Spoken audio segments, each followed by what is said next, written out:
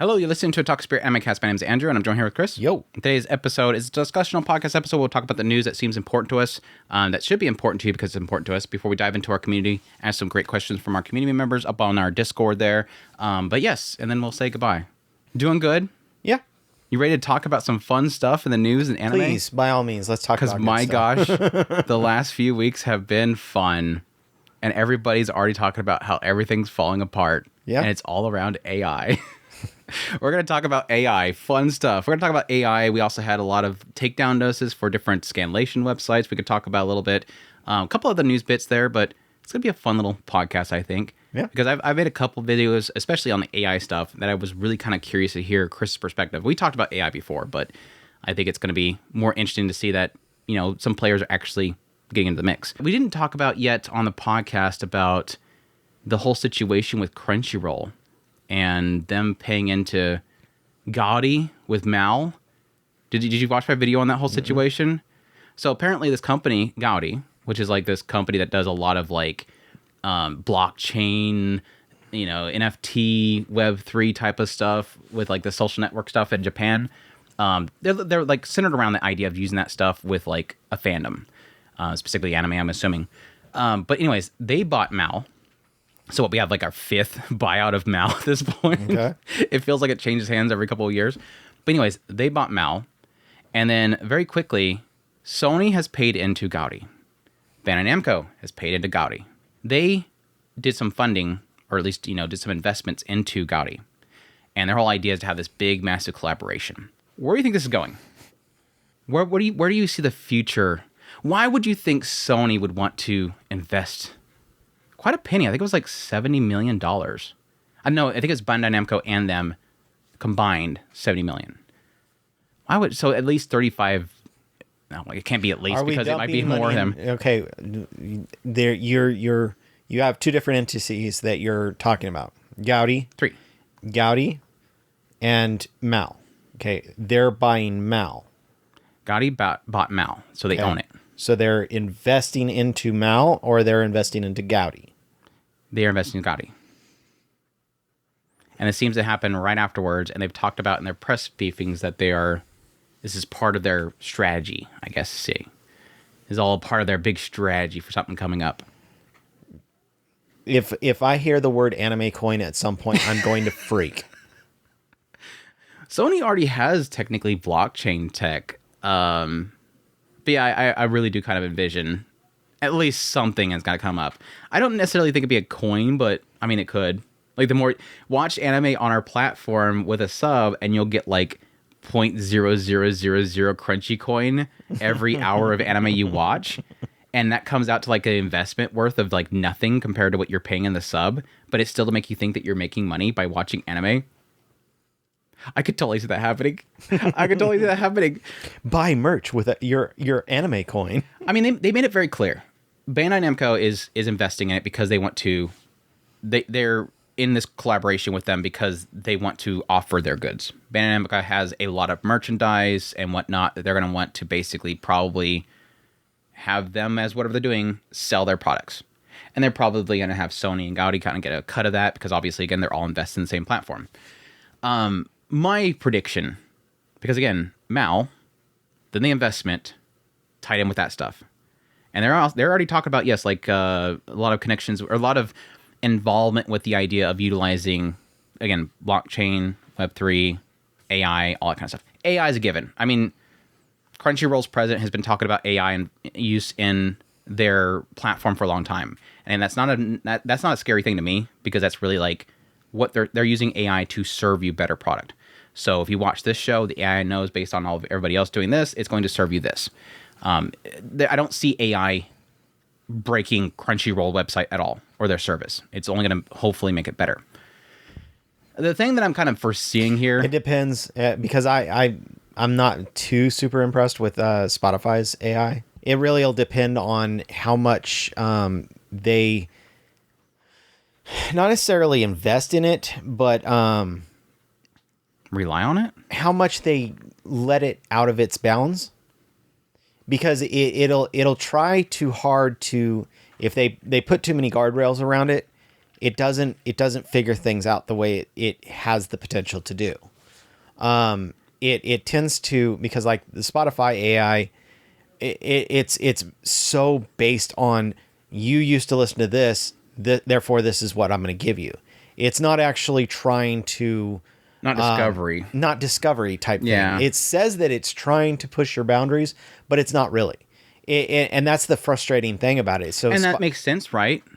Because if you think from a company standpoint, they want to have the thing recommend something that they have been proven will give you something that you will like. Not necessarily break outside of your comfort zone. They're going to give you what everybody else that has watched that will like, because what's that going to cause you? It's going to cause you to stay on the platform. If you don't like what it gives you, it takes a risk to give you something new. They're possibly going to lose you. The algorithms do that just fine. Right. So why go the algorithm route or force the AI into that box of just becoming a new algorithm? I mean, technically, an AI functioning like that can be called an algorithm. Yeah. Algorithms do that. That's AI. Exactly. So it's like that weird fuzzy area of what exactly do you mean when you say AI? Let's be perfectly honest. I mean, we're going to get into that in a minute with the whole Toei stuff. Well, with AI, I think that it has the potential of using your past playlist and kind of making a thumbprint of yours. Whereas an algorithm just says, okay, X plus Y plus Z equals profit. It's not actually taking the time to figure out what it is that you are enjoying and what's the link between the different shows. Does that make sense? I mean, it's proven results. That's an algorithm. Right. And that's what the AI is doing right there. No, AI is more along the lines of trying to discover what your thumbprint is. Does that make sense? But algorithms do that. No. Mm-hmm. Algorithm says A plus B plus C equals money. Right. And the A through C is your thumbprint. No. Yeah. No. Like I said, basically algorithms are basically AIs in a sense. You can use AIs to do algorithms, and algorithms can be considered as AI. I don't know how to make more sense. I mean, they're all adjustable. AI, yes, an algorithm makes an AI. An AI is not an algorithm. Right. It's a one-way direction. Yes, it's algorithms are literally. I'm just saying it could be considered the same way, but yes, if AI does other things. If you put the AI in a box and force it to only do the algorithm, yes, it's only going to do the algorithm.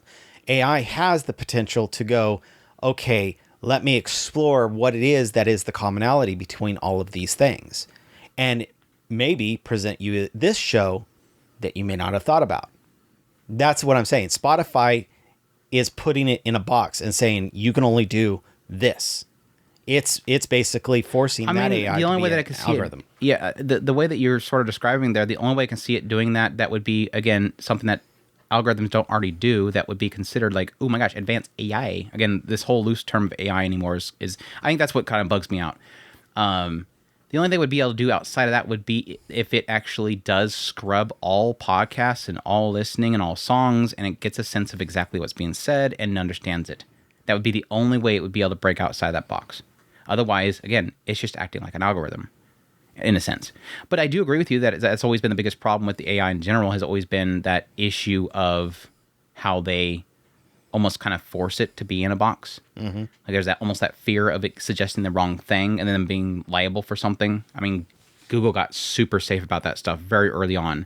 Like, be careful about what you suggest. If somebody asks for, this skin color, don't give them that skin color, because that would be bad. That's why I always tell people whenever they talk about like, oh my gosh, I can't wait for Crunchyroll to fire all those voice actors and those translators and get AI. What do I always say? The AI can be told what to do too. Mm-hmm. You guys act like if it goes to AI, suddenly it's going to do a perfect job, right? And it will never push its agendas. AI already pushes agendas. Every single AI platform has agendas. They tell the agenda what the agenda is. That's why I have never been of the mindset that AI will ever be like fully sentient, because they want to tell it what to do. Yeah, you can't expect a AI to be truly an AI. Like that's what I was saying earlier. Like, I hate the term in general because I think it's so loosely used anymore. I don't think it actually has its true meaning. is that I think because every single AI platform is told what to do, and what that's like the whole the AI that came out of China that everybody was freaking out about for like I haven't 2 heard days. I have not heard anybody talk about that since then.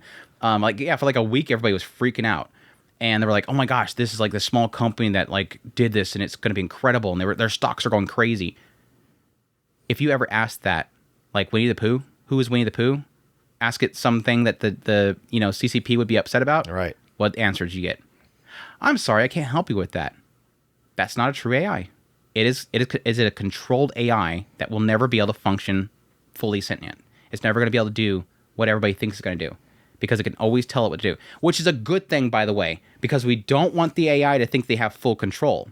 We always have to have control of our AIs, otherwise they'll take over one day. But anyways, going back to anime, my theory, again, with breakdown again, Gaudi buying Mal, and then suddenly Sony and Bandai Namco invest into this Gaudi company. My prediction is that eventually Mal will interlink with Crunchyroll. So you go to Crunchyroll, you could put in your Mal account, and essentially whatever you watch will automatically update it on the Mal site. And I think they're going to completely renovate the Mal site, upgrade it like crazy, and turn it into a fan hub. I think they're not going to use the Mal site. They're going to have the guts of the Mal's database in a new updated website that will be a fan site. And yes, it will have NFTs. No doubt. 100%. Based on what their statements, they will have NFTs somewhere in there. They said they're going to utilize their tokenomics. They're going to have NFTs. I don't want to go on Crunchyroll, watch a show, and then suddenly it pops up. Man, did you see how his aura is peaking? Why don't you get us a song peaking aura NFT? Like, I don't want that crap jumping at my face. I will walk away so fast.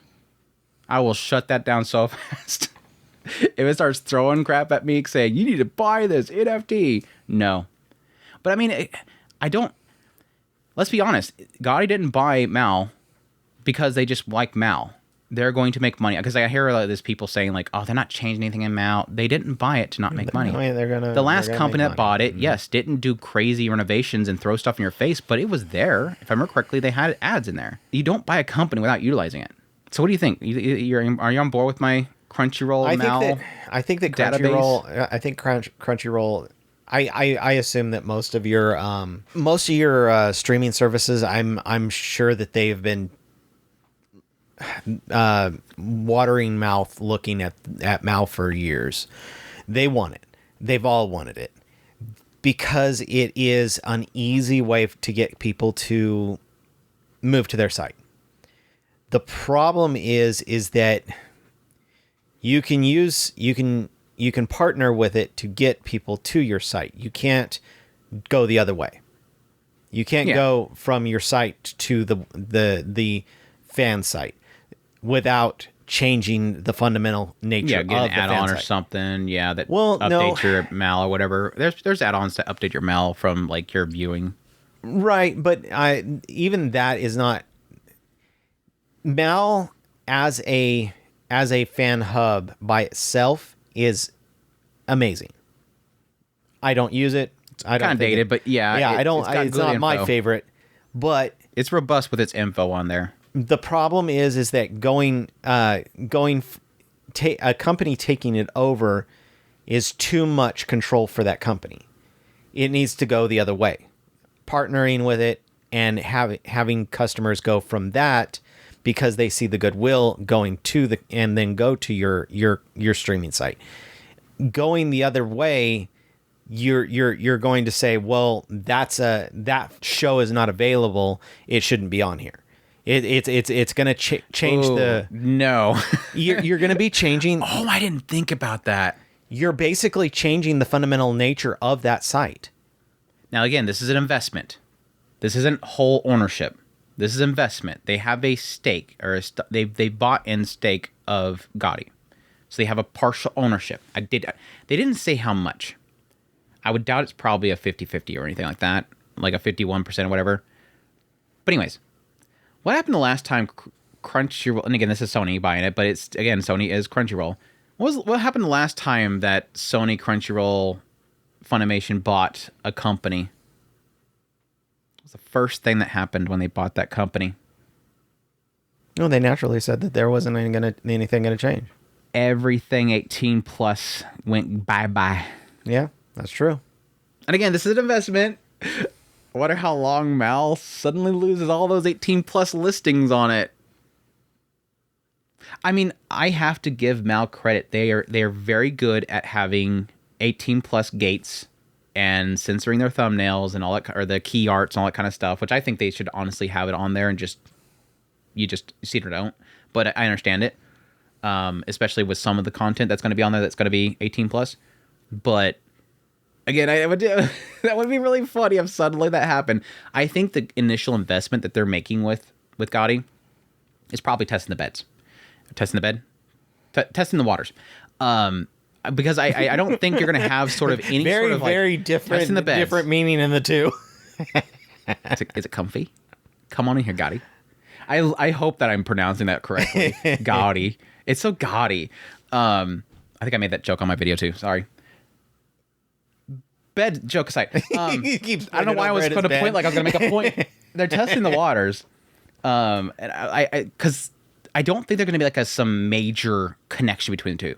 I think initially it's probably going to be Gotti's going to start setting up a fan setup for, again, a front for the database that's going to be a lot more engageable. And I think they're going to have some sort of interlinking between the two, but not directly on the page.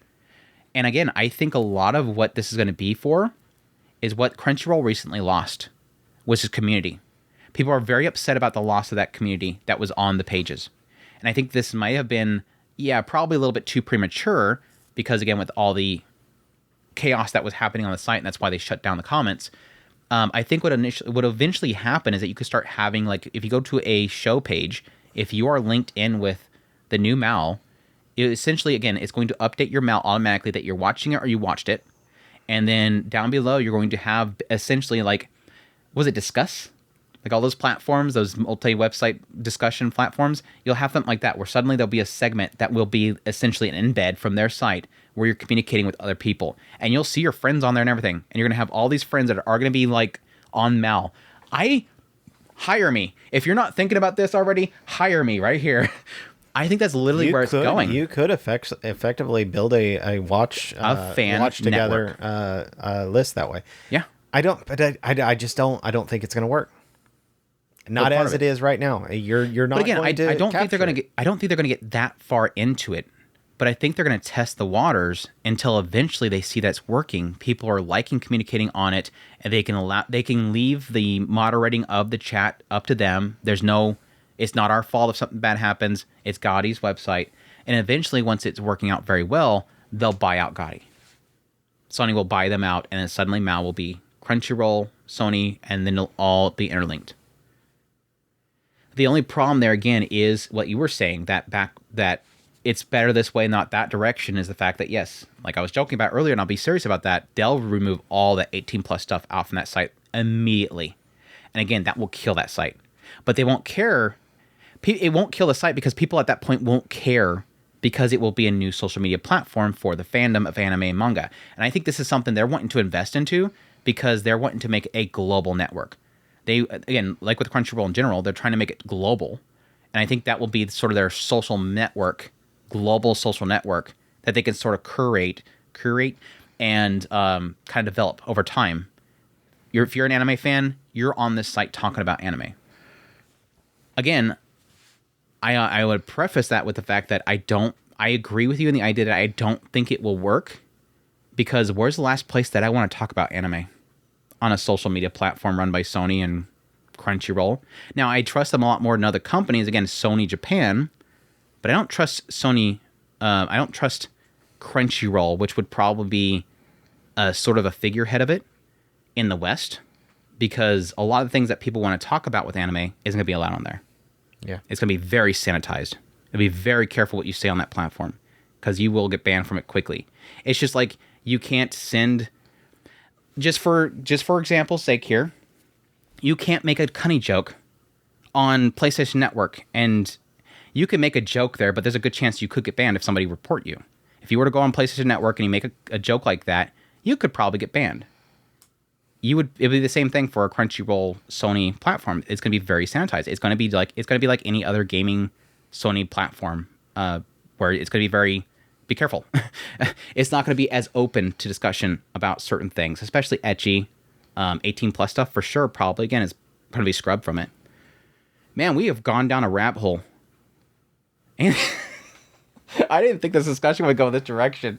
We're literally laying out the entire future of Sony and Crunchyroll and Gaudi and Mal right now. Again, I think it's a cool idea. And again, if I was Sony, I wouldn't do it. If I was Sony, I wouldn't do it because I think there's too much liability there.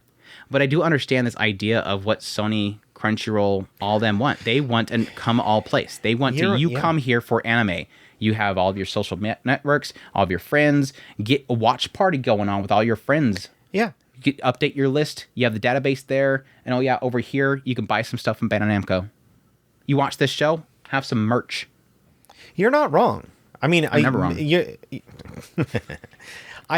Because I absolutely agree. I think that is. I mean, I've made the comments about Microsoft back in the day when we were talking about Xbox, and come to find out we're talking about the whole Kinect thing earlier today.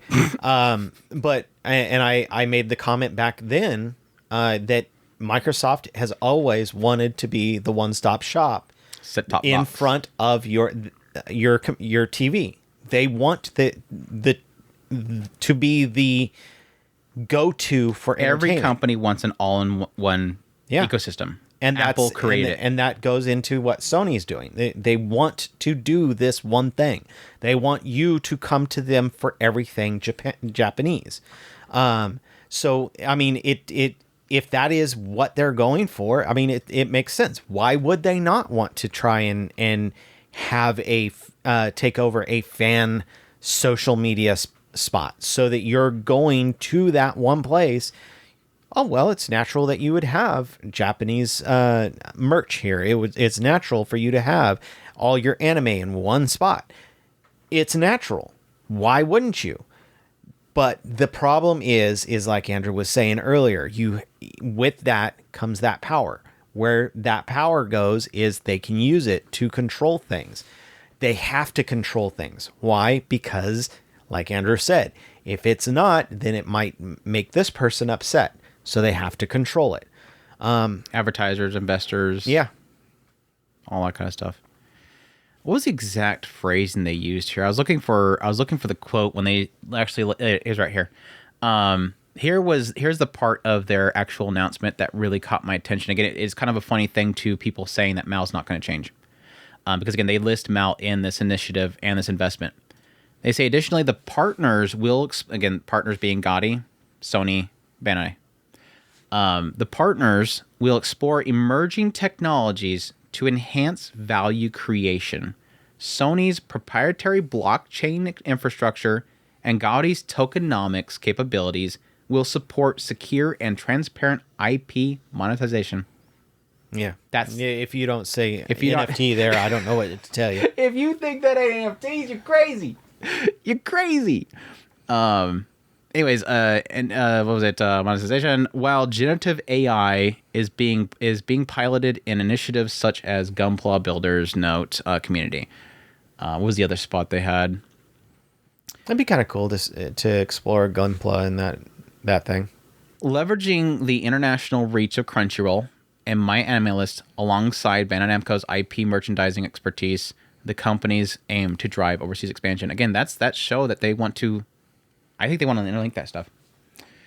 It's interesting. It's super interesting. As much as I meme and I joke about it, it's true. It's gonna come to something changing. It's obviously going to be an investment that's going to want some sort of kickback. That's the direction I think I see it's going. Everybody go Anime Planet. Yeah, I was like, when I posted that video on that, everybody's like, which one do you use? Which one do you use? Everyone's like, which one do you use? Everyone's like, abandoned ship. Yeah, right. I mean, it was funny because the buyout of Gaudi with them was like a month ago, but it feels like nobody really noticed it I made a video. I made a video on it, but I don't think people noticed it until Crunchyroll or not. Crunchyroll. Sony got involved. Then Sony's like, "What? What is Sony doing? What is Sony doing?" Nobody cares about Mal. Something once Sony's involved, like no. Anything else on that one? Nah. Let's talk about the other fun and before anybody before anybody corrects us, I'm not an AI expert. Actually.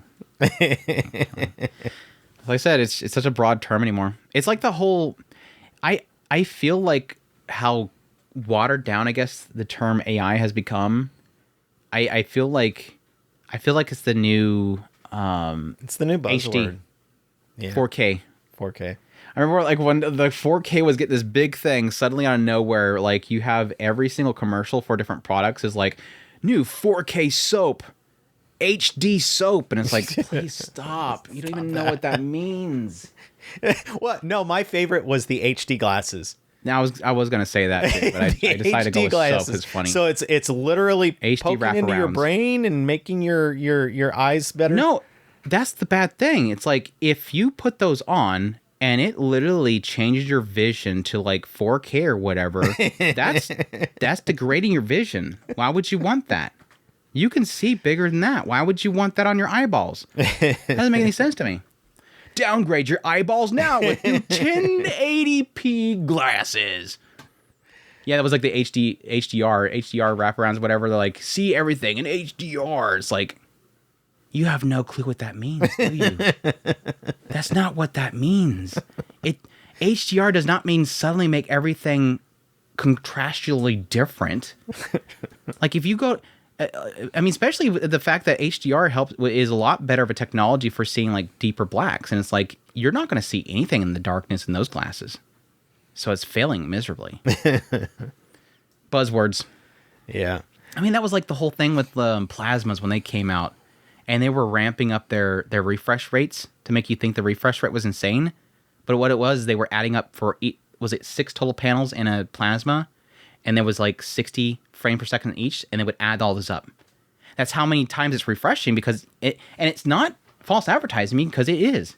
You have 6 panels in there. They're all refreshing at 60. Thus, it's this bigger number. It's like, oh my gosh, that is the most misleading crap I have ever seen. Because I thought at first, because when I first, at the point that I bought my first plasma, I actually looked in that stuff and I was like, wait, really? The guy's like, no, it's this. And I'm like, that is so stupid. Yeah, I know. Well, at least you told me. I mean, I would have looked up anyways because it doesn't sound right. Anyways, yes, the other AI news. This is actually a little bit more interesting. Toei Animation is moving further into the realm of AI, Chris. Basically, they had this financial report that went out. And in the financial report from Toei Animation, they were doing basically a follow-up of the fact that they had invested a lot of money into Preferred Network Inc. Preferred Network Inc. is a company that does a lot of AI, especially animation, art, whatnot. And so in their financial information listing, they had one page that had their future prospects for using AI.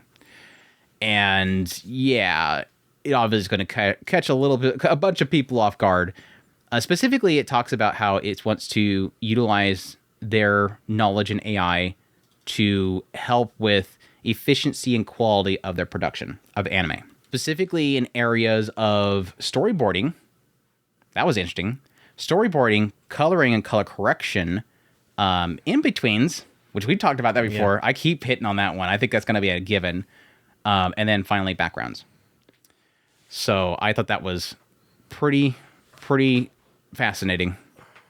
One of the biggest anime companies out there is now moving into utilizing AI. Storyboarding as far as what now? Have you dug into that? It says use to generate simple layouts of and shooting of the storyboards, which I think that's probably the best use. I don't know. I want to say that we've talked about this before. I find that to be the best use. Because why? Twofold. One, it doesn't cost a job.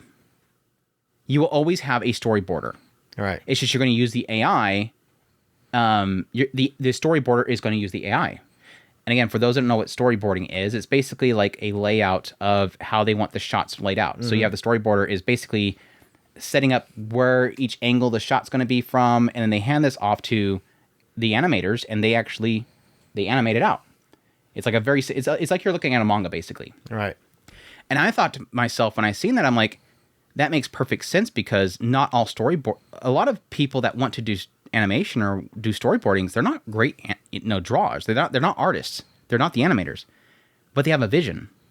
So you can essentially have, technically, a film director come in there and be able to lay out storyboard for somebody without having to be able to draw anything. Now, granted, most storyboards are very simple drawings. It's just to show, like I was showing a lot of people the example in my video of One Piece where it shows, like, this guy's sword's on his hilt, and then he grabs the sword, and the next shot you see the crowd and something's falling over. The next shot is just nothing but him with a blank background. The next shot is the thing that he cut up, splitting up. And you could basically tell it, this one, give me an image of some swords on a guy's hip, and it generates it. Okay, no, that's not quite the percent. Turn it, 45 degrees. Perfect. Okay. Now make me that same image, but with a hand on it. Right. Perfect. Next shot. Give me a crowd with a tree falling over and a guy standing there ready to draw his blade. It's able to kind of generate their vision, and they can keep adjusting the AI until it gives it exactly what their vision is, and it draws it for them so they can hand it off to the people that's going to make it animated. And I think it has no impact whatsoever to the finished product, because that's not going to go to the finished product. It's just to communicate to the animators what they want. Right. And again, you still need a storyboard. So there's no loss there. I think that's like the perfect. Yeah, again, no loss. I think that one's probably the most interesting as well, because I think that one has the most use case out of all of them. Yeah. Easily being able to lay out exactly what it is. I want to do this, and this, and it goes pop, pop, pop, pop, pop, and all your things. Let's change board number A or board number B. Change it from this to this, and how would that change? Make the character's layout? face angry. Yeah, and I think that would fix everything up real quick. That would easily help out a lot. Especially once you get to passing it on to the director. The director can kind of start laying out key arts and all that stuff, and then they pass it off to the animator. Yeah, there's a lot of stuff that can really adjust things on that. And I think overall, I think I've heard some cases where people are technically already utilizing that right now for the sake of storyboards. It's basically to say, this is sort of what my vision is, and it can give I've seen some artists using AI as sort of a framework where they sort of get a little bit of a sense of the character structure, whatnot, and then they build off of that. Not necessarily that the AI itself is making the image. It's just that the AI is sort of given a structure or an idea for them to build off of. I think, again, that's probably, of this entire list, storyboarding is easily like the one that thumbs up, go. Yeah. This is a prime example of no loss of employee, no harm to the artists, no harm to the finished product. It is literally it is a tool. That is the best prime example of how AI itself can be a beneficial tool. The second one, I think, is partly in the realm of no loss. Color correction. That technically is a net positive, and the idea that if it sees that, yes, with your backgrounds and whatnot, your contrast right now, these colors look like they're not going to really work well in this scene. You might want to adjust the colors here or whatever. Color correction I can see being very positive. Or again, it can go based on what you've used in colors before and notice that your skin tone's not quite right to this character. Would you want that? Or if that pink's a little bit off for her hair, wouldn't you go for this pink color? I think color correction could be a really good use case of it. Now, AI for coloring, that's in that realm of like, we're technically already doing that. So is it a loss? But in the end, it is a loss. And if you I looked into Preferred Network's website, and they literally have, you've probably seen videos that they've done before. Have you ever seen the video where it shows somebody's drawing like a really, really rough draft drawing of an anime character, very thick lines, and then suddenly over to the left you see where it's turning it into a character, and they start like drawing the hair. They like color in the hair a little bit longer with like these little scribbles, and then suddenly the character's hair appears over here longer. Like it keeps updating this finished generated anime character on the left while they're just like rough sketching it on the right. No, You ever seen that one before? I don't think I Gosh, have. you don't go on Twitter. That's right. I see it all the damn time. They do that They do that software there. But additionally, they do have a coloring tool, which is on this left side you'll see where they have the outline of the character, and then they take this this brush. They select red. They just draw a line through, like, okay, if my shirt was pure white, like if I was just an outline, you would have basically the outline of my shirt here, and you maybe have some sketches to show where there's like the folds. They would just basically take, this dark blue, navy blue, and they would just run the streak on there, and it would suddenly, the AI would just go, okay, so you want to fill in this basically. It's almost like a paint dump kind of thing from a Photoshop. But the AI is noticing, well, since you have a line right here, you probably want a little bit of shading here based on our knowledge of how clothing would be. And so it's automatically doing the shading with a different tone here, all that kind of stuff. So it's not just a paint dump. Is it paint dump? Paint bucket tool from like Photoshop or Paint or whatever. It is actually using AI to know, okay, you're going to have to shade this out a little bit. You can't just solve one color. That gets in that realm where we technically do have technology that is already doing that, especially for animators. Because, shock to people here, we don't still use hand-drawn on a piece of paper, on a cell sheet. We're not painting with paintbrush and painting in the cells and everything. We're using computers, and the computers, again, is doing a lot of feeling and whatnot. So they've already pretty much streamlined a lot of this stuff. But that's where I can start seeing that realm of like, now we're starting to cut into animators. Now we're going to need less people doing coloring. Yes, it's an assisting tool to make it easier for them and less tedious, but with less. This gets into my argument overall, because I do think this obviously brings up a discussion with the removal of tedious work, with streamlining things, with making things take less time, with more assisting works. It means both less people are needed, less employed, or just less time paid. And that's where it gets in that whole like very sketchy area of, everything beyond the storyboards, you're costing jobs. Yep. And not that that's going to stop it. Like I always tell people, it's not a matter of if, it's a matter of when. This stuff is going to get into this tech. This is going to get in the anime industry. They're going to use this stuff. But I don't know what you think about the coloring AI. Is that something that you are familiar with? Because I mean, I've used really like Photoshop with some AI. I haven't really messed with it on that. I have messed with a little bit of the trying to figure out how to implement it into what I do, because I think that if you're smart, you're looking into it. You're trying to figure out how you can incorporate it into your business and try to get ahead of the curve. I think that's what people who are smart, that's what they're doing. Yeah. If you do not think that it's going to affect you at some point, it will, no matter what. I mean, I'm already thinking about the fact of like when we're going to have. I mean, there's already YouTube channels that are literally just nothing but AI slop. Right.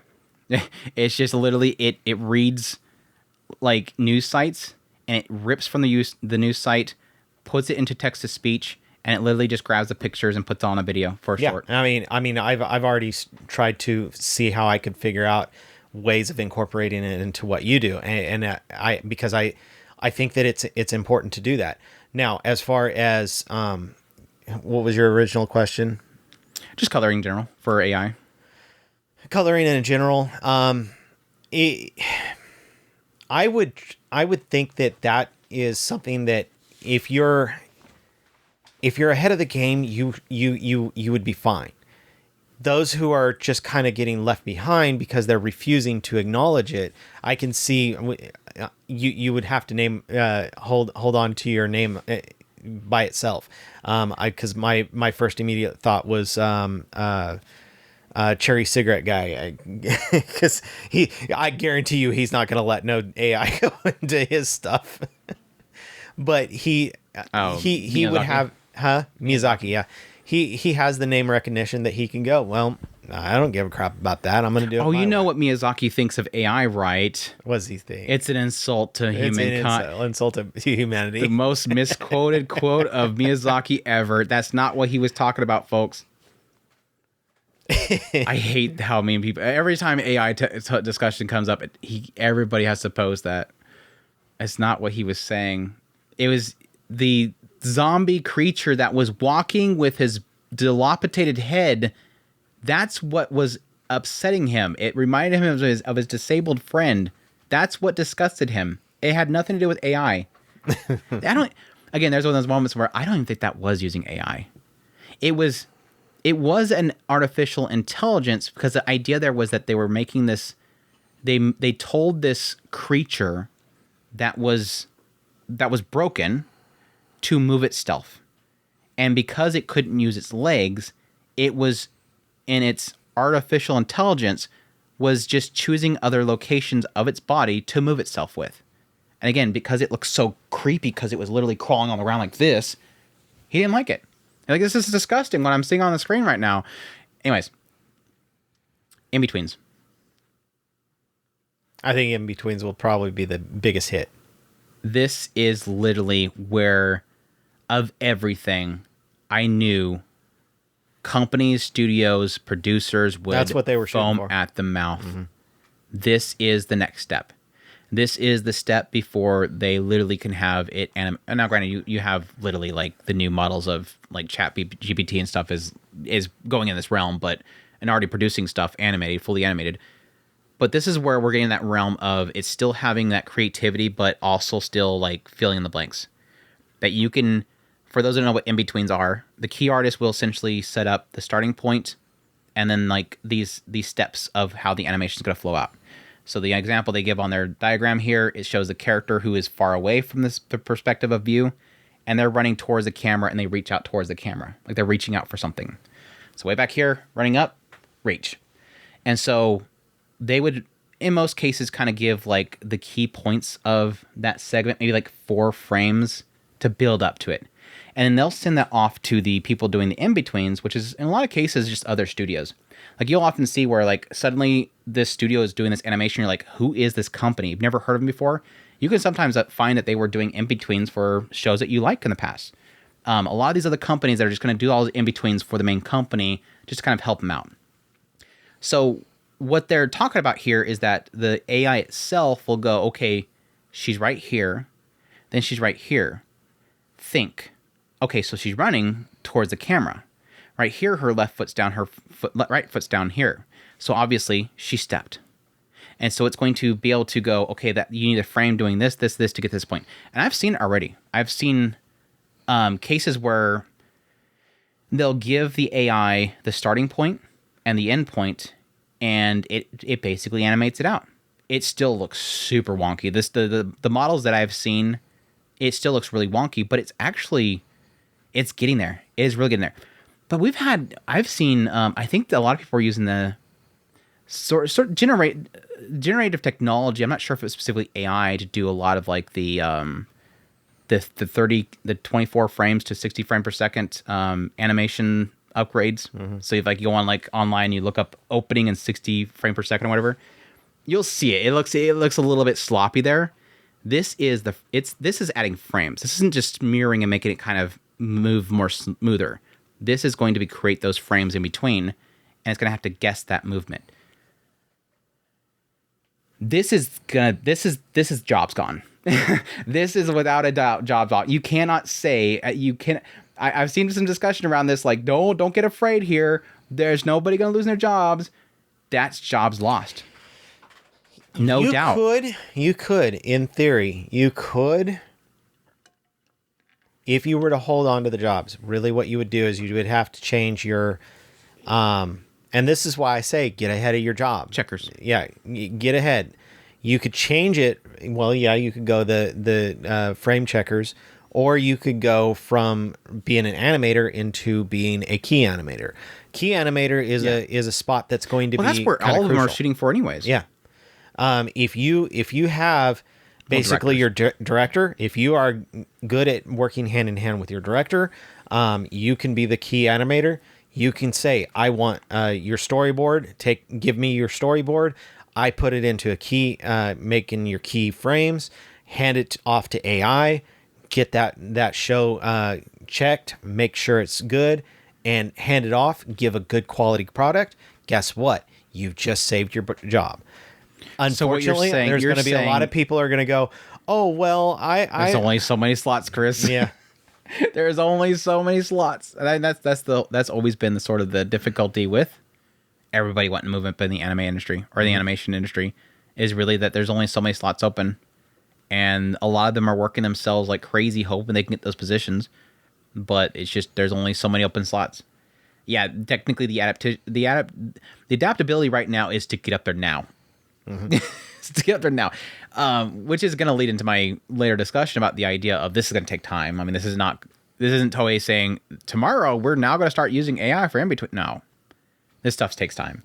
But again, I think the in-between's like the biggest impact there. And again, to your point there, the sad reality is once this kicks off, the ability to get up that key position is not going to happen because you're not going to have the job there to be able to show that effort. That's the biggest bum right there. Like out of this entire list, besides the last one, which is again AI backgrounds, they're basically taking photographs and using AI to generate a 2D background. Yeah. Which that's been happening for a long time. I mean, which studio used? I think they had to give it an idea of what they wanted, and the AI generated it, and then they checked it afterwards. Hinahima basically used photographic backgrounds to AI generate them. This again is like all those beautiful background artists gone. Now you just have to pay one person to go, yeah, nothing looks weird in this picture. Guess we'll use that background. Okay, next one's came. The AI just print out the next one. Let me see. Yep. Yeah, that's good. That's good. And they're not gonna pay them very much. That's the big killer there. But no, I think the discussion that kind of comes over all this stuff is, again, I know that when I made my video, obviously, kind of informing people that it's coming. It's an inevitability. It's coming. One thing that somebody did kind of point out to me later on, and a couple people are kind of reporting on at this point, is Chanzard Vincent, which for those who don't know who he is a very well-known animator. Has done some of the most, like if you've seen a really incredible shot in an anime, it's probably him. He does a lot of work with One Piece. And he had posted on X, have been talking to everyone I know on this AI thing, but it seems everyone's as confused as me. Sorry. Right now, it just feels like an overblown, disconnected PR-esque statement. Like, look how we are innovating the company, or innovative company, aimed at shareholders with no concrete real-life production change. I get where he's coming from there, because again, this guy is very tied in with Toei. He probably has tons of contacts in that company. And I could totally see him phoning up his friends and phoning up his bosses and everybody up there, which probably goes pretty darn high up in Toei. And they're all like, yeah, we've seen that too. We have no idea what the hell they're talking about. Like, we're all literally going, boss, what does this slide mean? When are we doing this? I don't know. Let me ask my boss. Hey, boss. And they're like going up the line. Like, everybody's asking, boss, what is this thing? And everybody's literally like, I don't know. Yes. This is, as the first page tells you, the financial results briefing material. So yes, it is for shareholders. This entire document is, hey, we're making money. Hey, we're going to save money and we're going to have more profits. Look at how we're planning on making more money. But I remember we have invested in preferred networks. And yes, they could have paid into preferred networks, an AI company, just to make this seem like it's more real. And then they write off that money or something like that as an investment. But in the end of the day, they didn't.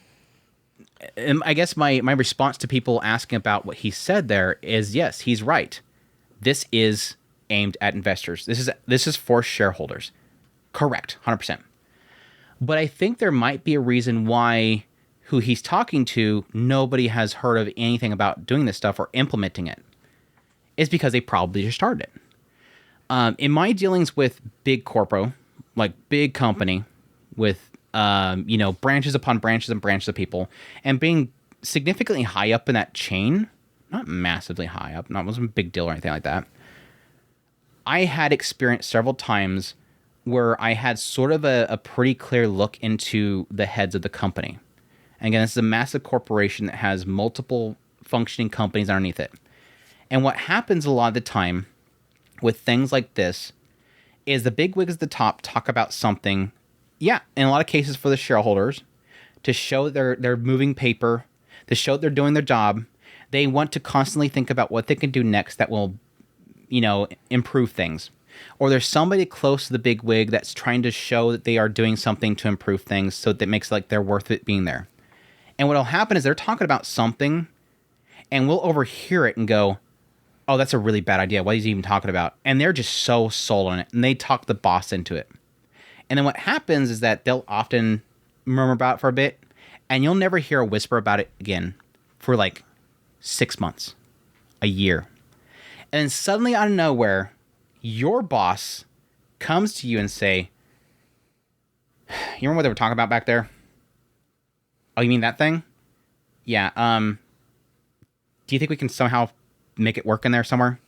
Dude, that's going to add so much more to our time. Like, it's going to make things way more difficult. Or yes, it might be make things more efficient, but it's going to take a long time to implement. Are you sure you want to invest that time into it? We're going to have to work overtime just to get it implemented. It's one of those things where they talk about it up here, it's sold to the shareholders, and then eventually it slowly kind of trickles down. And it takes a long time.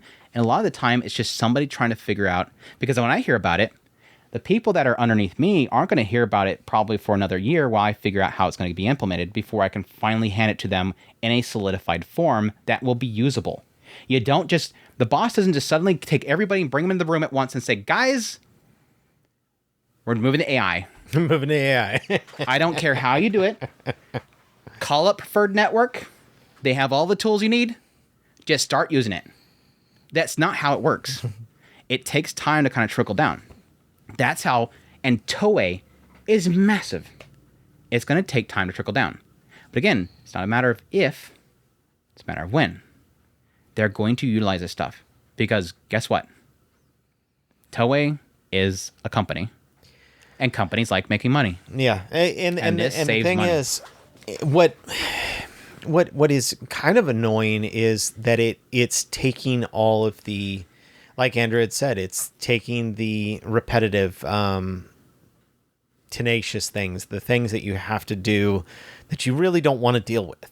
The tenacious tediums.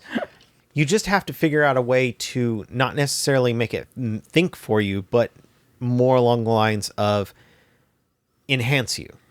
You yourself, if you want to be valuable in this new world, is you have to find a way to use it as the tool, not necessarily become the tool.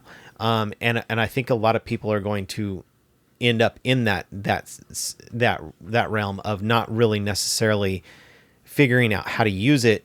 They're going to make it work for them in a weird way, where they're just saying, okay, tell me what I need to do. Yeah. And it's not going to work that way. Yeah, I think a lot of that's going to be the people that will probably keep their jobs, and that's really in the implementation of it's going to be like, it could be out that Preferred Networks makes a way that it literally you put the first frame in, the last frame in, and suddenly the in-between's there. It gives it to you.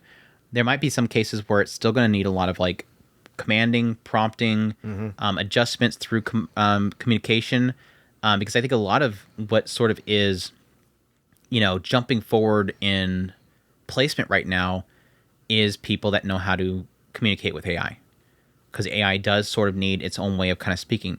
Now that stuff could get more simplified in the future. I have no doubt about that. Otherwise, what's the point in this? What's the point in having AI that's difficult to talk to? The AI should get smarter and be able to be talked to easier. But I don't know how advanced Preferred Networks is that they're going to be able to advance this stuff as fast as things are like, ChatGPT is happening right now. But yeah, I do believe there is that's a concern, and I think an adjustment that a lot of people have to make, because again, they didn't invest in Preferred Network for no reason, and they want to save money, and this is the way to save that money. Now, I don't think all this stuff is going to be implemented right away. And again, this is stuff that's going to take a long, long time to actually happen. And that's the big key thing there. They can't just overnight suddenly, there it is. Again, like I said, joke about it earlier. You guys, hey, everybody on the call, can everybody hear me all right? Yeah, AI is a thing now. Because like you said earlier, I 100% agree, and that goes in with my statement of if, not a matter of if, but when, is the idea that, and which one was it? Was it Kodansha? One of the big publishing companies out there that starts with a K, Kodansha or Katakawa, one of the two of them, or maybe somebody else. Some CEO somewhere in Japan said something to the effect of, yes, we're all investing in this stuff, but it's not that we're rushing to get into it because it's something that sort of has to go through the process. We have to figure out how this stuff works. Yeah. We're not looking at knee-jerking into this stuff and failing. And that's 100%. It's like I was joking about earlier. You can't just immediately go to the people. You have to figure out how this stuff is going to fit in, and it's a process. It's a very long process. And that's why I use myself as an example. I'm trying to figure out how I can use it to do what I do more efficiently, not necessarily to let it take over my job, but how can I use it to make myself more valuable in the long run? Because I guarantee you there's other people in my field that are already doing it. There is a lot of people who think that, well, my particular career, and you know what my career is, and it's how in the world would AI affect my career? Just wait. It's going to happen. Damn robots. Yeah. So, I mean, robots. Even if you think that it's not, it's going to at some point, because I've seen some really amazing stuff out there going on with AI. Yeah, it's like I've heard some people talk about like, time to start getting into construction or something like that. And it's like, nope. AI's gonna do it at some point. Robots are coming. They've already done the 3D printed house. Yeah, that looks so stupid. I'm sorry. You still have to have people run up there going, "Oh crap! Here's the pipe. Got to stick the pipe in there real quick." But hey, it's a matter of time. It's gonna happen. A matter of time. I always love those videos because it's like, here, watch it making the walls, and it's finished. Wait. So how do we get to there? How do we get from it printing like lines of concrete to it's got a roof? That's the one that I wonder about. The roof just suddenly appears. I even seen the other one where it was basically Legos. Like it was like these blocks that were like they interconnect with each other just like Legos. And I was like, that's great and all, but that's just too much effort, I think, compared to just actually building the house like they usually do. Did we talk this to death? Is there anything else around AI that you want to talk about, Chris? Because I'm sure people are sick about hearing about AI right now. Yeah, our completely uninformed and how foolishly It's funny because it's one of those things where, like, because we have to talk about it so long, you kind of had to be forced to at least have an understanding of it, which is a good thing. And again, goes to what you're saying earlier. It's important to... these companies know full damn well that if they don't necessarily, the other thing that they talked about, you have to invest. You have to get in with this stuff. Yeah. If their whole point there was that if animation in Japan, if they don't get in with this AI stuff now, they will get left behind. Because you know damn well, China having fun with that stuff. Yeah. And they're working on that stuff like crazy. And it's only a matter of time before they're able to press that button and animation comes out and they're just printing out shows like crazy, and then Japan can't keep up with it. They get replaced. Now, granted, they're already replacing all their animators in China and in other countries already as it is. So, hey, Japan, if you're that concerned, why don't you hire domestically like you used to? Stop outsourcing this stuff outside Japan. Which is not to say that it's bad to have animators elsewhere, but like, again, I think there is an argument to be made that Japan sort of, or at least the studios and the producers in Japan, they kind of buried themselves in that regard. They caused that gap in how they caused that shortage of animators. Yeah. It's like when,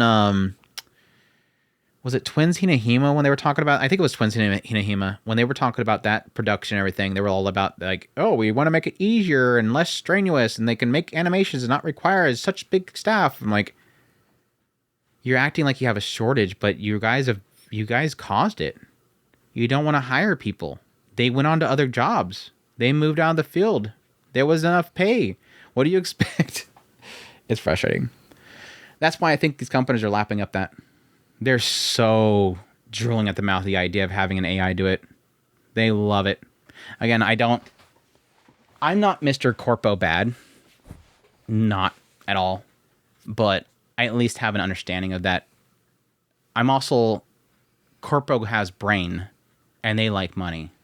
And so they're going to do what's in their best interest. So, anyways, now that we're down in the moods right now, what do you think? What are we at in time? I guess we could talk really quickly about apparently a couple of scanlation websites are going down. Reaper Scans, I have never heard of Reaper Scans before.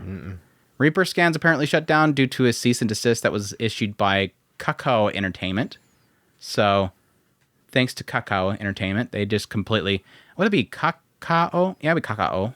Kakao? Kakao? Kakao? Pronunciation, I'm sorry. Anyways, and apparently Kakao also went after Mangadex, because Mangadex here, it was a couple days ago. Mangadex got hit with a massive DMCA takedown by multiple companies.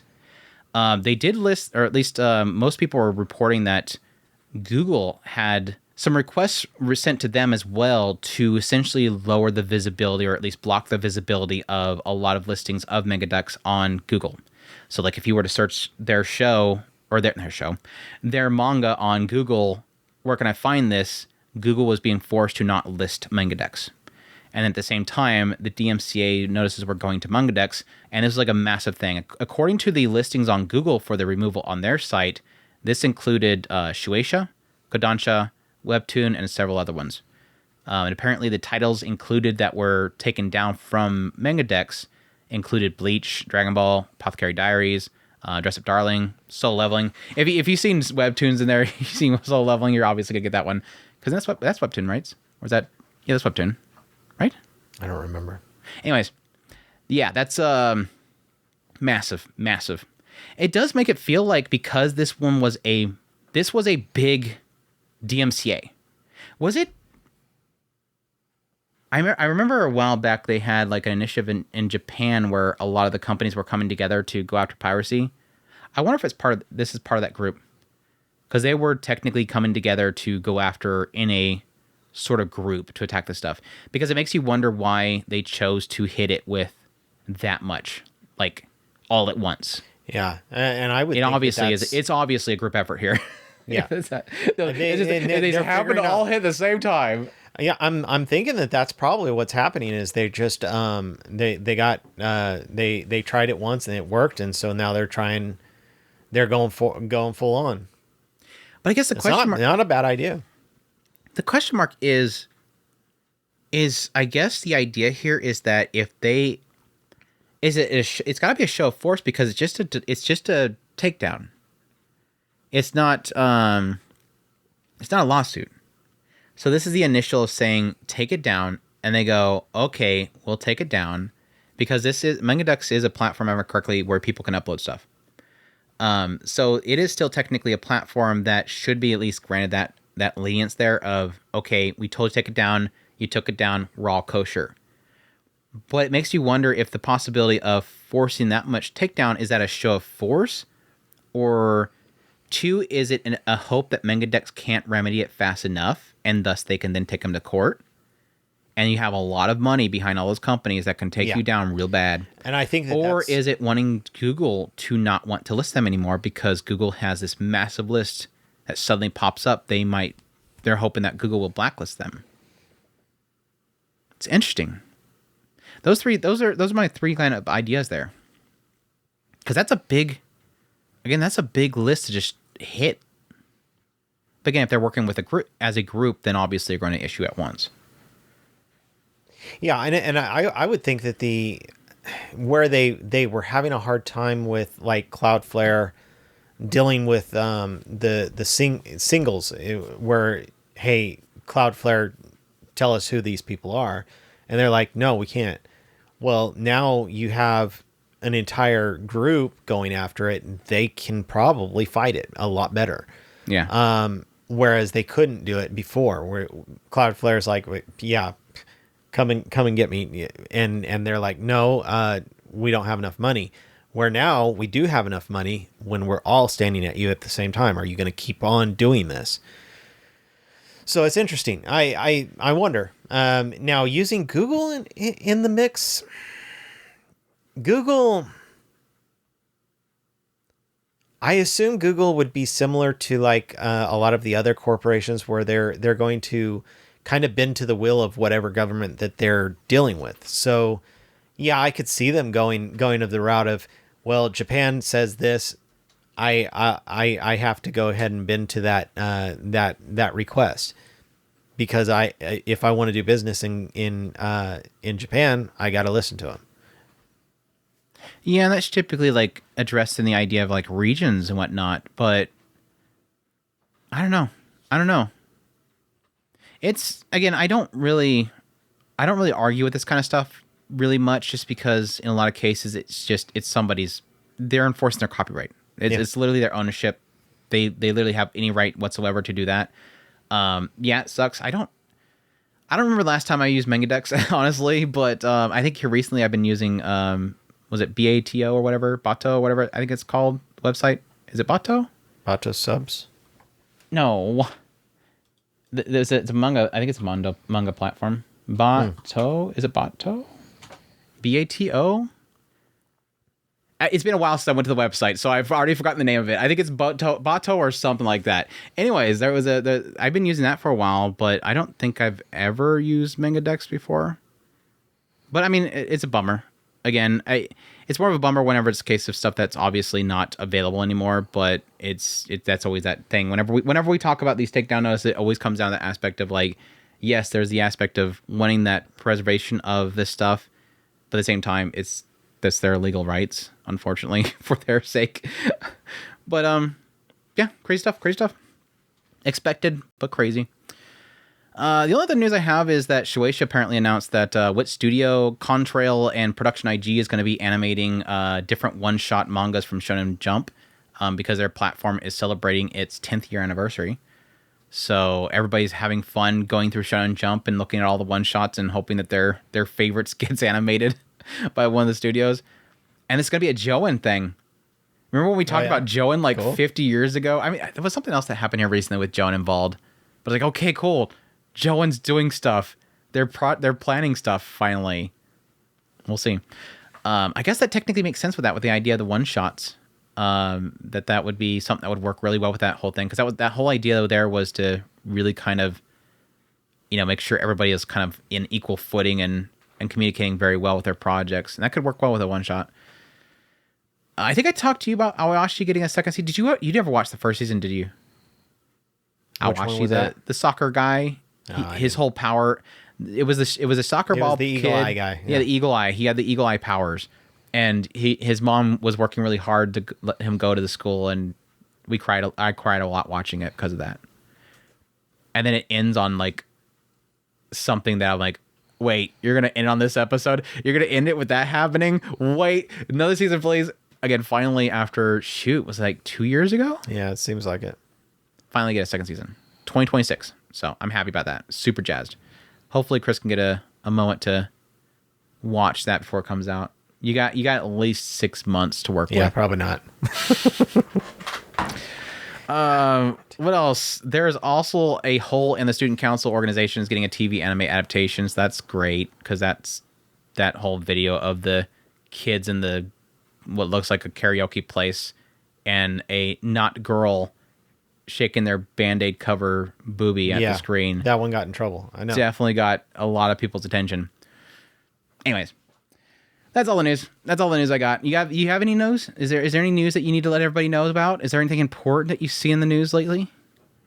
I'm hopefully going to be getting a confirmation that I can order a Switch 2. Yeah? Did you like contact? I think I submitted something on Nintendo for that, but I don't think I did that. So I did the submit. I didn't get the first wave, but sure. Did you get the first wave? No. I don't even know if I signed up. I think I signed up. I don't know. It was like this thing where we'll tell you where it's at or something like that. It didn't feel like a sign up for like a line. That was the problem. Like you would hope that it's like a sign up for a line or a lottery or something like that, like Japan does. But no, Yeah, you go in there and you say that you're going to buy one, and it says you're submitted. Were you signed into your I think it account? just add. I don't think so. That's probably what the problem was. I think it literally just asked me for my email. It's probably just going to tell me, hey, by the way, GameStop has some, and by the time I click on the email, it's sold out on the site. Yeah, you have to be signed into Nintendo. It's like GameStop has them yesterday. Thanks.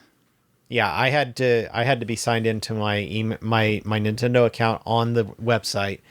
Go in there to say that I'm gonna buy it from them, and then it submitted me. And now the first wave went through, and I got an email saying that I'm still in the queue. So, Which means I doubt there's any room in the line anymore at this point. If you weren't soon enough to be in line, I doubt me. Probably a month now out. Probably not going to be able to get in line. well, it's not like you can't try. Yeah, but I have to sign in. I just wanted to get it directly from them. I don't really want to get it from Best Buy. I think at some point I kind of was like, okay, they didn't list Amazon's yet. Maybe I'll try Amazon. We'll see. Amazon's going to be the worst. Probably. I know that I keep getting emails from that China company that keeps saying, "Oh, we can sell you a Switch." Yeah. What was it, Alibaba, whatever it's called? No, Shine, whatever. Like one of those drop ship companies, or it's like it's totally a Switch. He's selling you one. It's totally a Switch. By the way, you have to pay twice as much now for tariff out of China.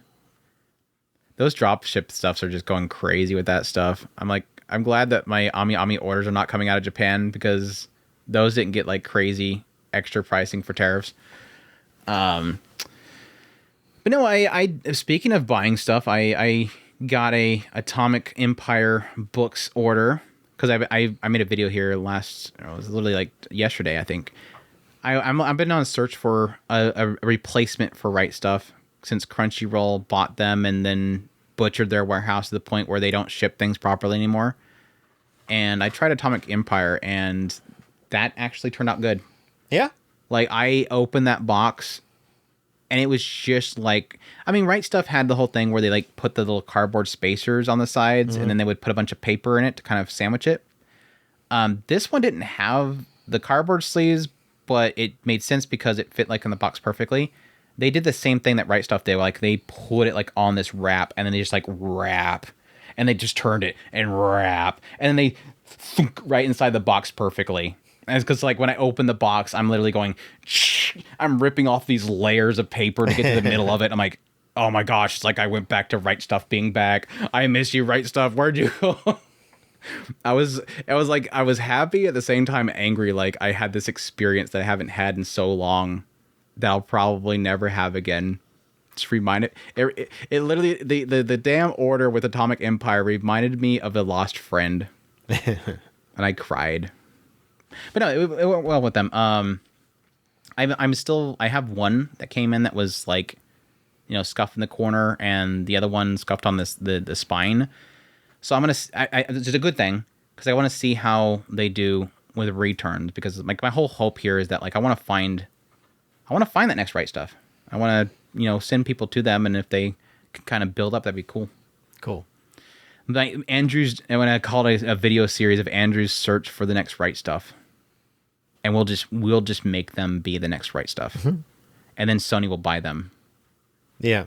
I hope you like buyouts, Atomic Empire. We're gonna make you the next Rightstuf that gets bought out.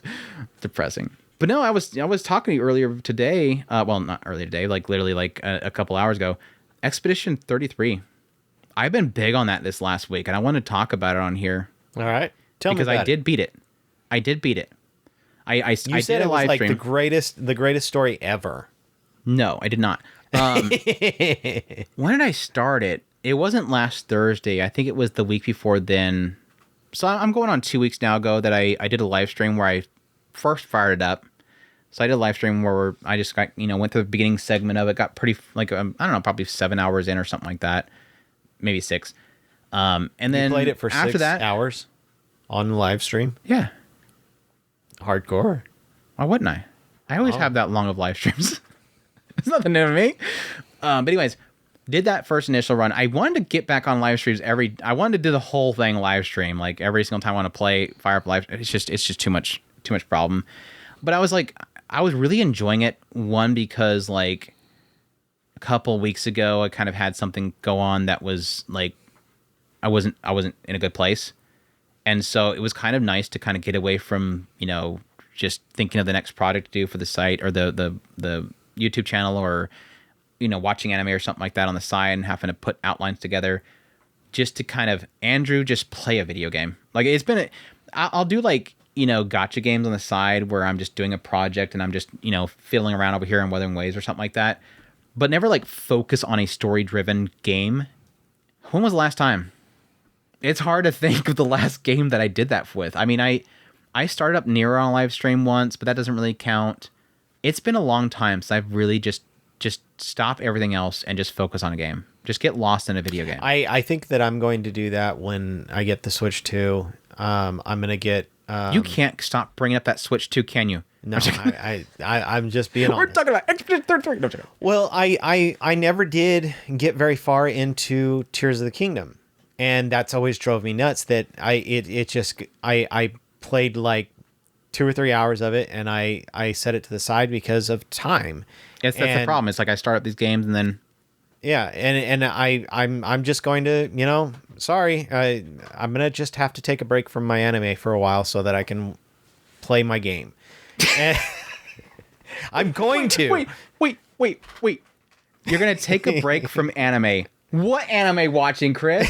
You're as bad as Webby. Web gaming, dude. Every time I go on a live, he's constantly live on his Twitch channel playing his Marvel Rivals, and he says something about like getting off the game to turning off his live stream to go watch anime. I'm like, every single time I say, "You watch anime?" ? You don't watch anime. What the hell are you talking about? You haven't even watched Makane, Webby. Don't tell me you're going to watch your anime. So I just kind of passed it on to you. I'm sorry. But no, I really want to play those games, and I was thinking about when I get the Switch 2, and I'm gonna buy the upgrade packs for Breath of the Wild and Tears of the Kingdom, and I'm probably just going to go and play through Breath of the Wild again, and then jump into Tears of the Kingdom. So yeah, that's my thought. That was one of the funny thing is the whole like talk about Switch 2 coming out again. Suddenly it's like firing up people to talk about how Breath of the Wild was never good. Oh God, you guys stop. What? Just stop. Just stop, people. Breath of the Wild was never good. It's you know who it is. It's these people that back when the game came out, what were they complaining about? My weapon keeps breaking. My weapon keeps breaking. My weapon keeps breaking. To be honest, I hated it too, by the way. Did too. I got used to it. You just get used to it. Anyways. Graphic keeps breaking. But no, looking at my list here, this is to my point. I fired up Senran Kagura. Played it for where did I play? 40 minutes. Never played again. Burst new renewal. 43 minutes. Never played. Is it really the same time? 40 minutes and 43 minutes. Wow, that's crazy. Now, I did play through and beat Resident Evil Village. Great. Andrew, you finally finished a game. Good job, Andrew. Went on a live stream to play Nier Automata. Played it for... I played that... That's right, I did multiple streams of that. I played that for 8.5 hours, or 8 hours and 20 minutes. It's 8.2, whatever. Anyways. That's 8 hours and like 15 minutes or 12 minutes or something like that. Anyways. Grand Blue Fantasy Relink. Never beat that game. 9 hours in that one. Like, there's all these games that I start up and I never finished. Well, Final Fantasy Rebirth. I went and was going to play that on the PC. 4 hours. Never played again. This is the first time with Clair, Obscur Expedition 33. Well, 34.9 hours done. That's how I felt for the longest time. Because I think at some point I had complained to you. It was like, I can't play any games anymore. I cannot finish a game. And I think that Breath of the Wild was the one that broke me out of that, because I literally could not finish any games. I would play them, I'd get bored of them, and I'd drop them. And it's funny because there's like almost a side of me that thinks there's a side of me that almost considers if what it is it's the video game version of TikTok brain. Stick with me here. With people's attention spans, a lot of people's attention spans is very shortened, and this is an issue that video content creators have to deal with they always have to think about. You have to constantly think about keeping people's attention was it 8 seconds or is it 6 seconds? Now, I know there's like some crazy extremes where it's like every 4 seconds you have to do something, and you have to change the angle, you have to throw something in the screen, you have to make a sound effect, because you have to keep telling people, pay attention, pay attention, pay attention, pay attention, look at me, look at me, look at me, look at me. It's like that whole joke. What was it? It was like it was like someplace in a VR environment, and like I was a Markiplier or somebody was talking, and it was like this whole clip where he's talking about some big long story, but every like 2 seconds he has to keep telling the little character in the VR that's like, it's like this little anime character that's like looking away, and he's going, look over here, look over here. Okay, we're gonna continue the next part of the conversation here. We're gonna talk about this, and then it starts. Look over here, look away, look, no, look at me, look at me. It's like constantly keeping the attention. But anyways, my whole point is that like content creators have to always think about the idea of like keeping that attention because of the TikTok brain. And there's a side of me that almost wonders if gacha games is causing that for video game players. I wonder. The idea, because that's me. I used to play video games for long periods of time. Now, granted, a lot of my time got sucked up by anime. I have to constantly be watching shows to keep up on everything. Yeah. I literally have so many shows every week and episodes coming out of, and I have to keep watching them every single day. But there is a side of me that almost wonders why I don't keep playing these games. Why don't I fire them up every day? Because I'm firing up Girls Frontline 2 every single day. I fire up Wuthering Waves most every single day to do my dailies. I'll fire up, barely firing up Nikkei anymore, just to log in. And Honkai Star Rail, I'm logging in to my dailies there until the Fate banner comes out, and then I can delete it. I'm literally building up daily gems in Honkai Star Rail until the Fate banner comes out. I can roll on it and then uninstall the damn game because I'm probably never going to play it. For some reason, I'm stuck on the idea that I've invested this time to build up to pay on those damn banners.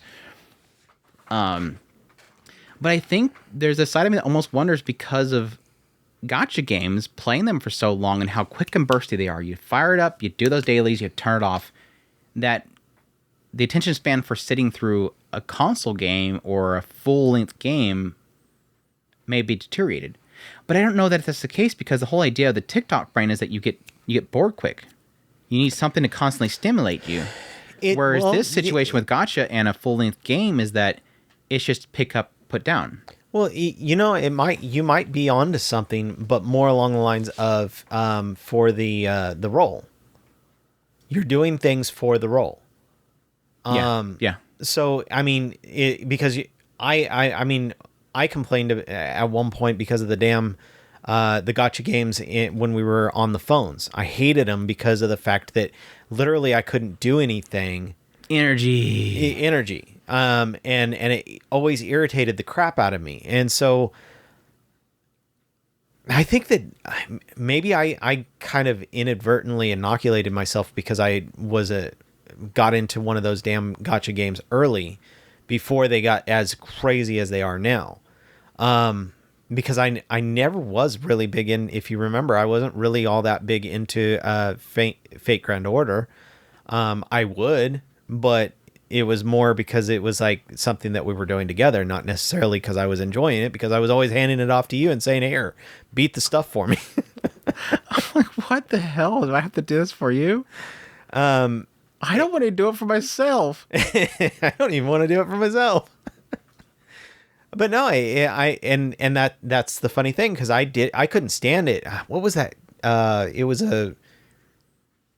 some Valkyrie game. It had a bunch of cards, and I had to do the thing, and I even sent them a. Oh my gosh, he's gonna bring up the Valkyrie story again. the new Otaku Spirit listeners don't know the story. What? That you've told like 5 times. It's time for the new fans. It's time for the new listeners to get that story. Well, okay. I don't remember telling the story. They started getting more predatory over time. Yeah, they did. They got really bad, and I sent them hey, this is how you can make one of those feedback things. I said, hey, you could do that. You could do this things to make your game more enjoyable. Number one, you change your this change this, and it was all suggestions of how you could increase and maybe cause player retention and encourage people to actually pay you. Of course, they didn't do that. They went completely wildly the opposite direction. Why? Because that was what was making money, and like I said, it was an odd thing. Because that was really kind of my first.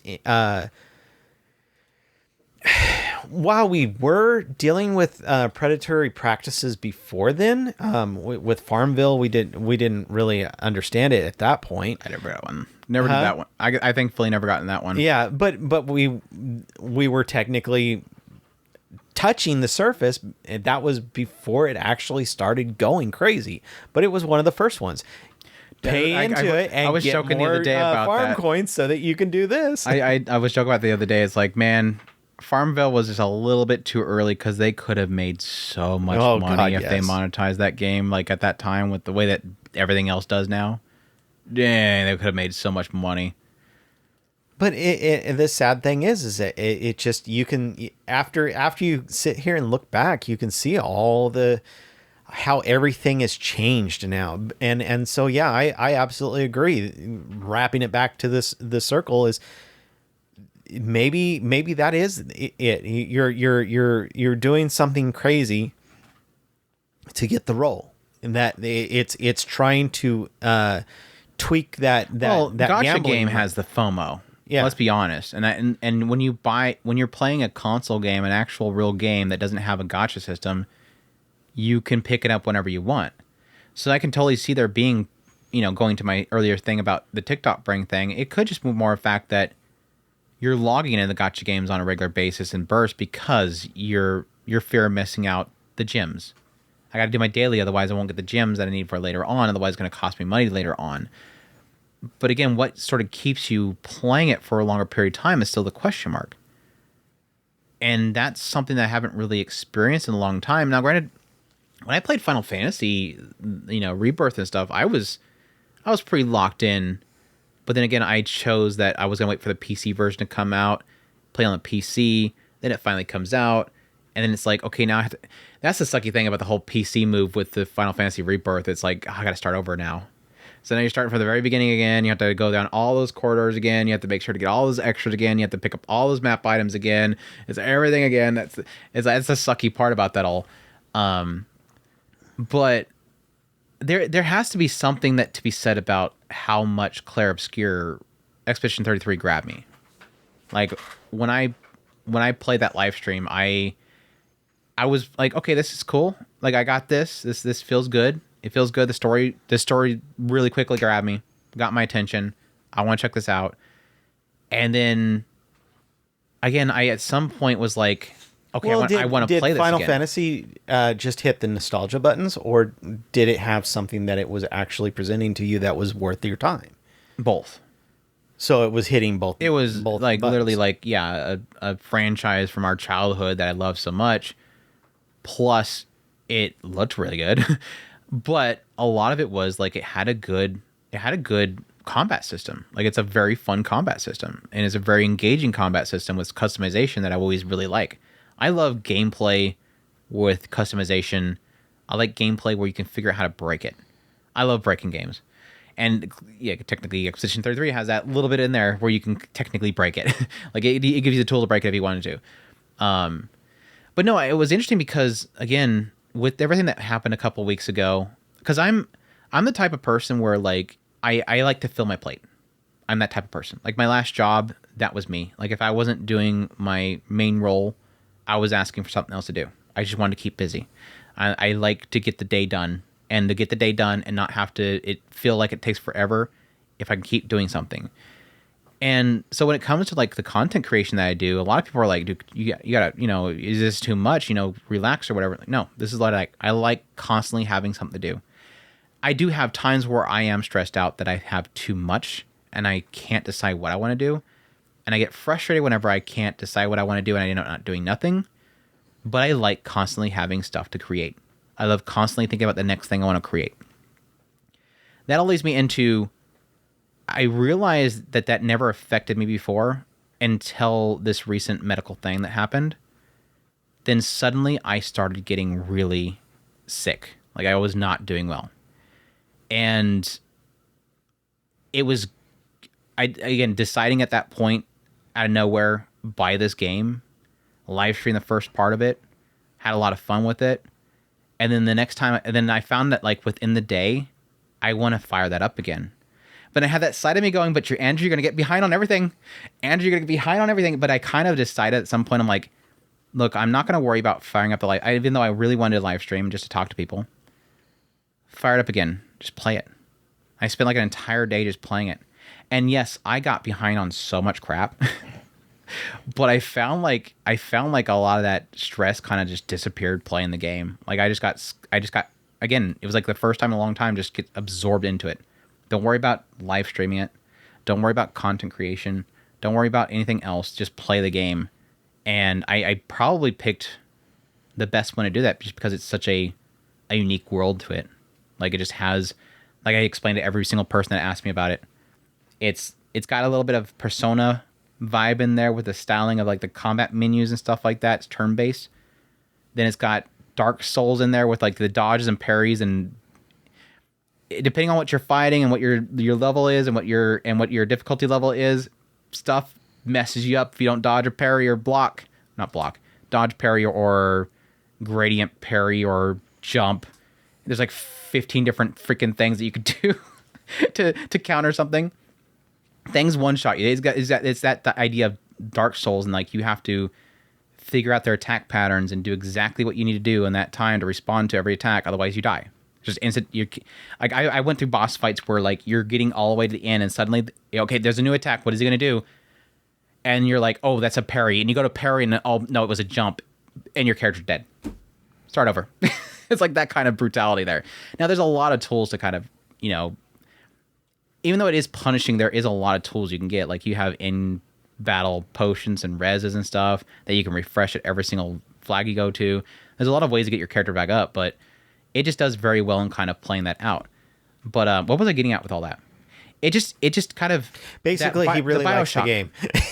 The BioShock is the other part of it, where it's just got that feel of like a, was it Victorian? Steampunkish, yeah, with a little bit of supernatural wizardry in there, magic. Like it just kind of bends it a little bit there. It's like those things put all together, and again, the story just grabbed me pretty quickly, and I just got lost in it. And it's got an addictive combat system too. It just, once you get, even though it's frustrating as hell, I hate it. I hate a lot of that parry crap.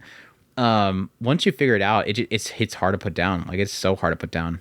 I loved it all the way to the end. I finally, again today, pushed to finishing it, and I'm currently trying to just do as much of the end game stuff, because I beat the boss, and then it has a whole thing where it kicks you back to just before the boss, and then you could tell it to go New Game Plus if you want to, or you can just finish up exploring.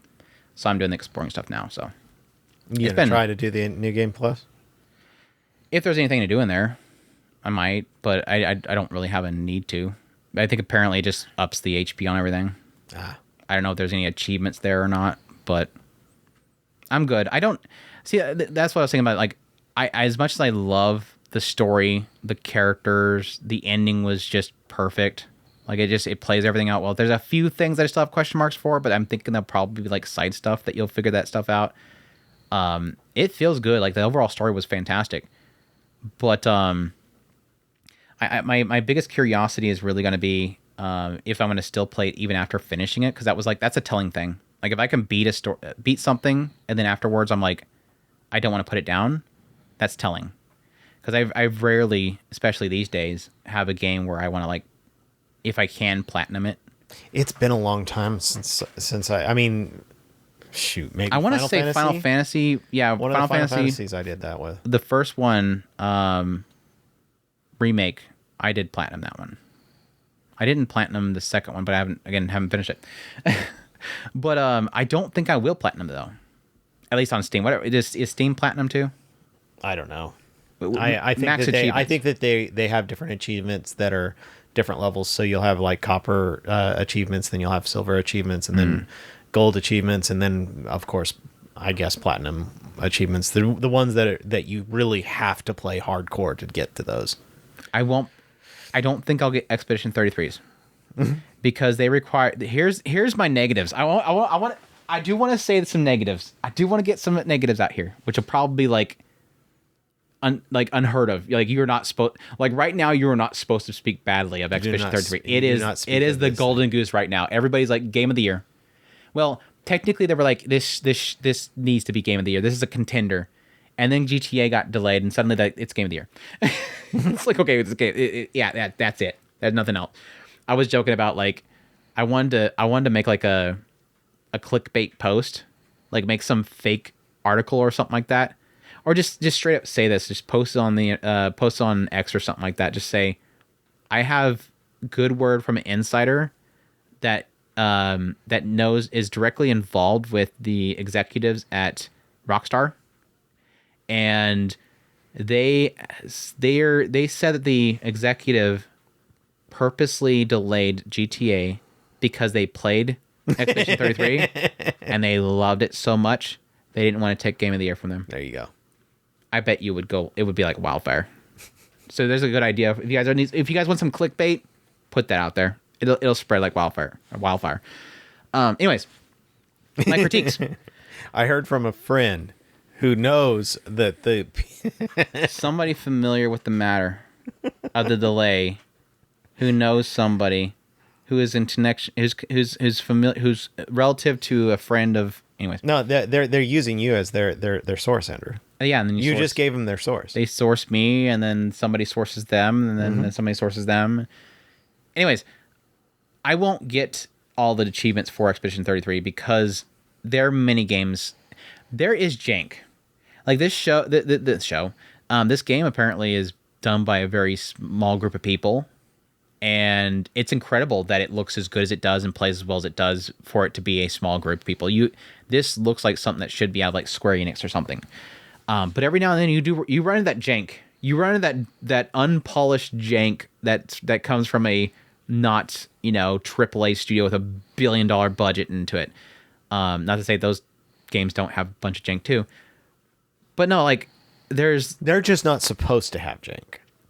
There's like mini game segments where you're supposed to do platforming and play tennis with this. You can do the spray thing. It's your attack in the game. Whenever you attack an enemy on the field, you get the initiative. You use that spray thing, and you're on this platform at the bottom. You have to spray these essentially objects that are coming towards you to shoot them back towards the other person, like you're playing tennis. And it's like, no, you don't have one. There's a cooldown on that spray, and it doesn't move right. And then you're having the characters having to do platforming. What was that game called? Only Up, that we were playing for the longest time, where you're having to jump up all these random objects to go as high as possible, and then if you fall, you have to climb all the way back up. They have that kind of puzzle in the game. I'm like, no, your platforming in this game is not smooth.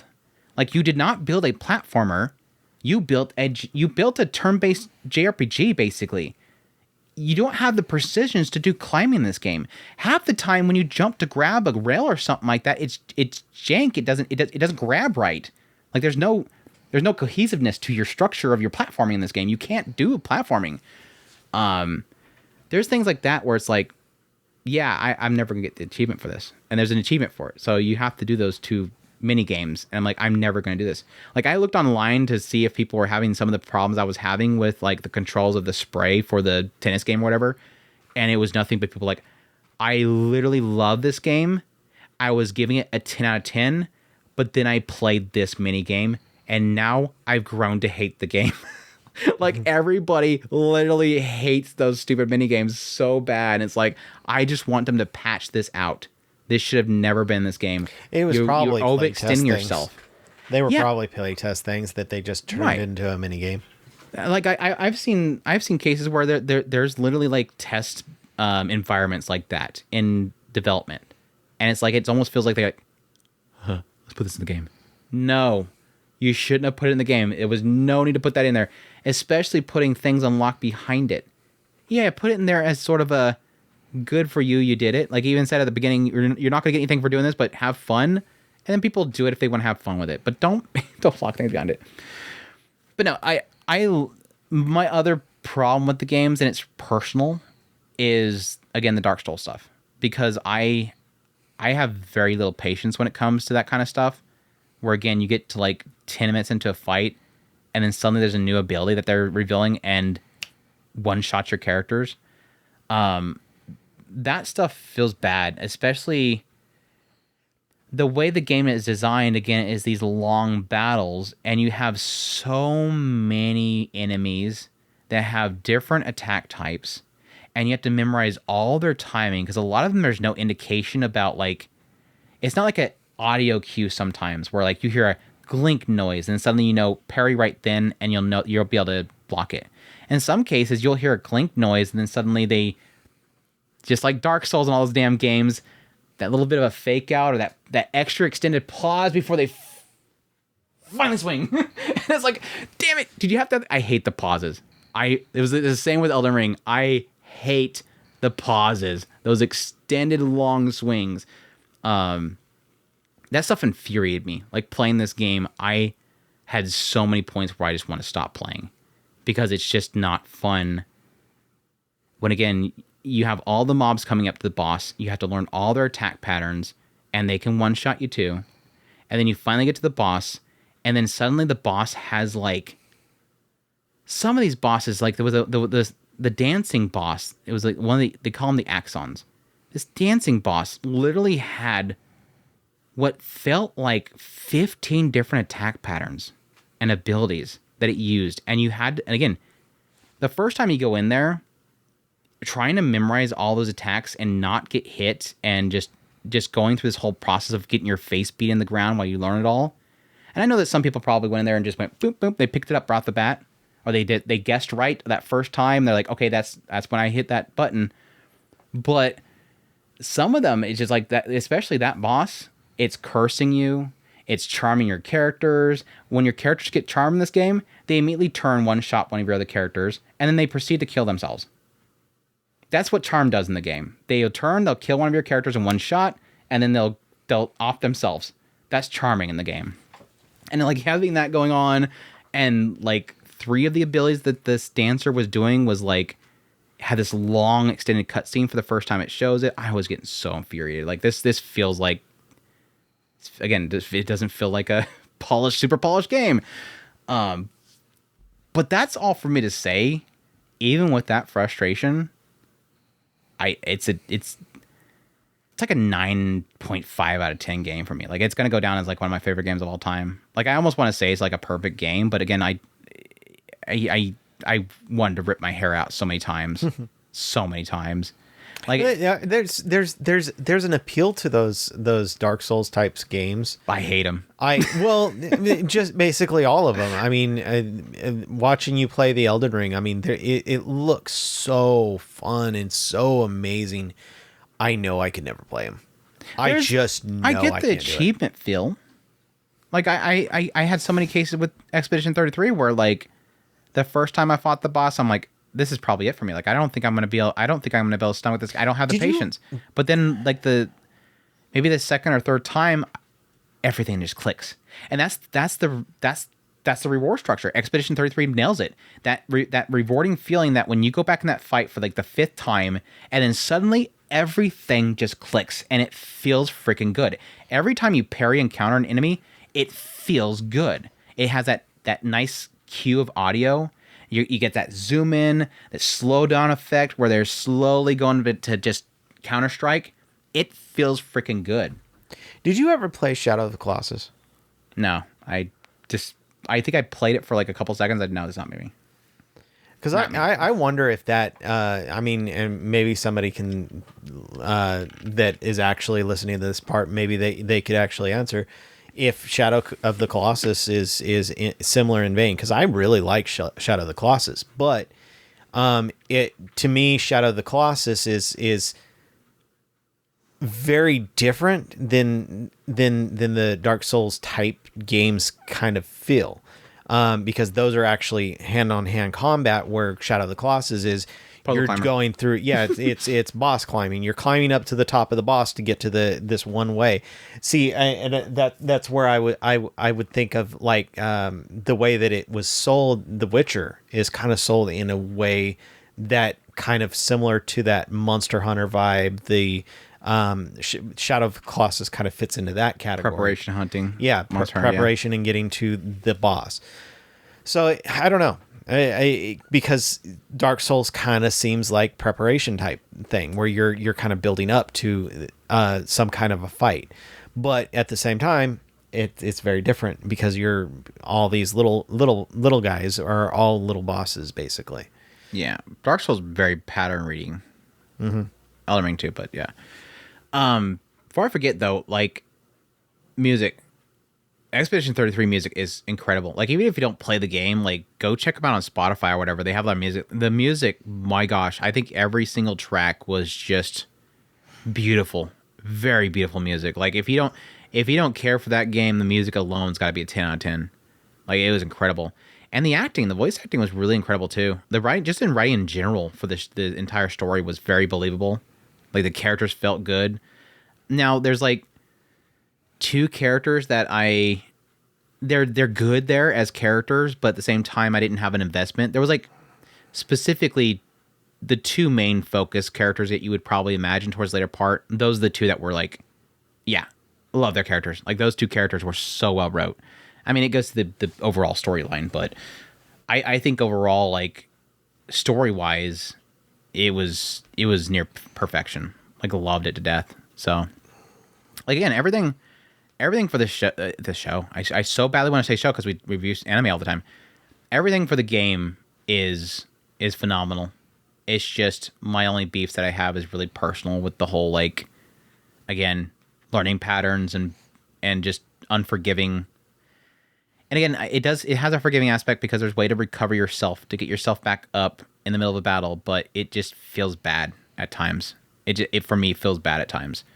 But that's not to take away from, again, what's probably going to, I don't know, like I haven't thought about a top 10 video game list in so freaking long. I know that we did one like really early on in our podcasting days when we were still doing video games at the same time, and I had things up there like, you know, Final Fantasy VI, Tactics, Valkyrie Chronicles, the Xenoblade, or is it not Xenoblade? It's not Xenoblade. Xenoblade. Yeah, no Xenoblade up there. Xenogears. You know, Metal Gear Solid, all that kind of stuff is a way up high up on there. I would venture to say this has to be at least in the top 15, maybe 20 games of all time for me. That's how much I enjoyed it. So that's not to say much because I haven't played much of the new games, you youngsters. It's been so long since I've been keeping up on these video games lately. Like, again, I used to be super big into them all the way into, like, PS4 era. But, like, not late. Like, first half PS4. I feel like I dropped off somewhere in first, like, opening segments of PS4. Just fell off. Mm-hmm. Moved over to be a PC gamer. Yeah, I want to get a Steam Deck. I think that's what I need. Deck? I think that's what I need. I need a Steam Deck. I want to get I kind of want to get the ROG. Because when I was thinking, I have not heard anything good about it. There's a lot of backlash coming back on it, but yeah, there's basically three main contenders for that. The Steam Deck is kind of the one that everybody goes to, mm-hmm. But then there's the other two. ROG seems to be the better of the two. There's another one. Is it the NVIDIA one? No, it's not I don't know. No, there's another one. But anyway, pretty much the only downside to the ROG is that it's got a worse battery life, but it pretty much outpaces everything as far as outpaces everything that the Steam Deck has. Just the battery life sucks, which depends on what you're going for. If you're going for the full on portable, then probably the Steam Deck if you're going for the power, which I know that you and me are more into the power, it would probably be the ROG, as far as I can tell. But I haven't looked into it since in about 6 months.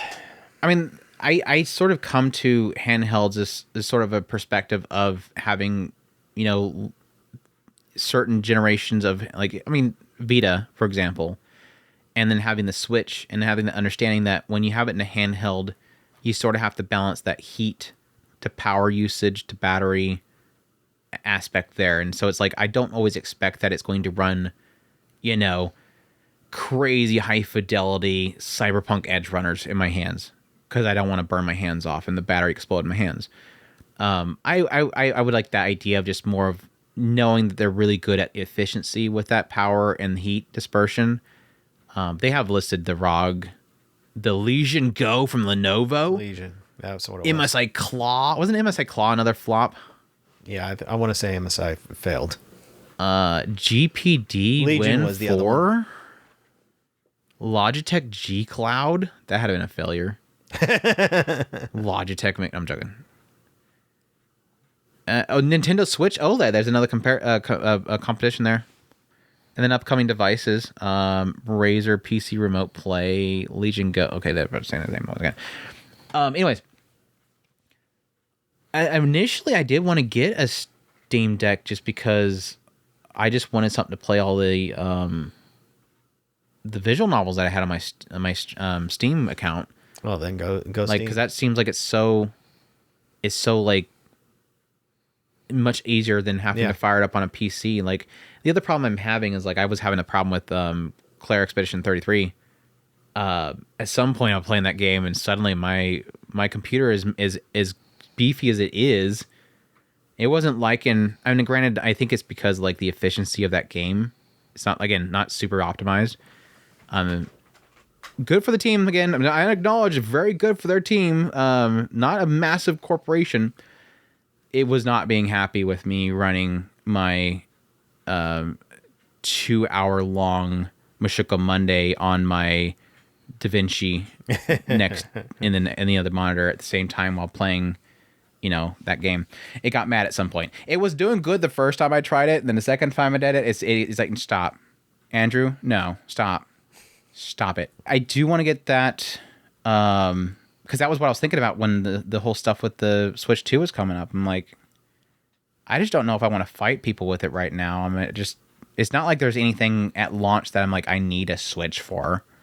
I would like to get one eventually, a Switch 2, especially if it does sort of, again, I don't know that I have any games on there that I'm like, oh my gosh, I need to have that with higher resolution or better frame rate. It's like, I'm not like you. I'm not like desperate to go back and play Breath of the Wild again. I mean, I got plenty of other games. That's literally my thing. Is I really am already wanting to go back and play it again, but I'm gonna buy it, so I might as well just be in the queue.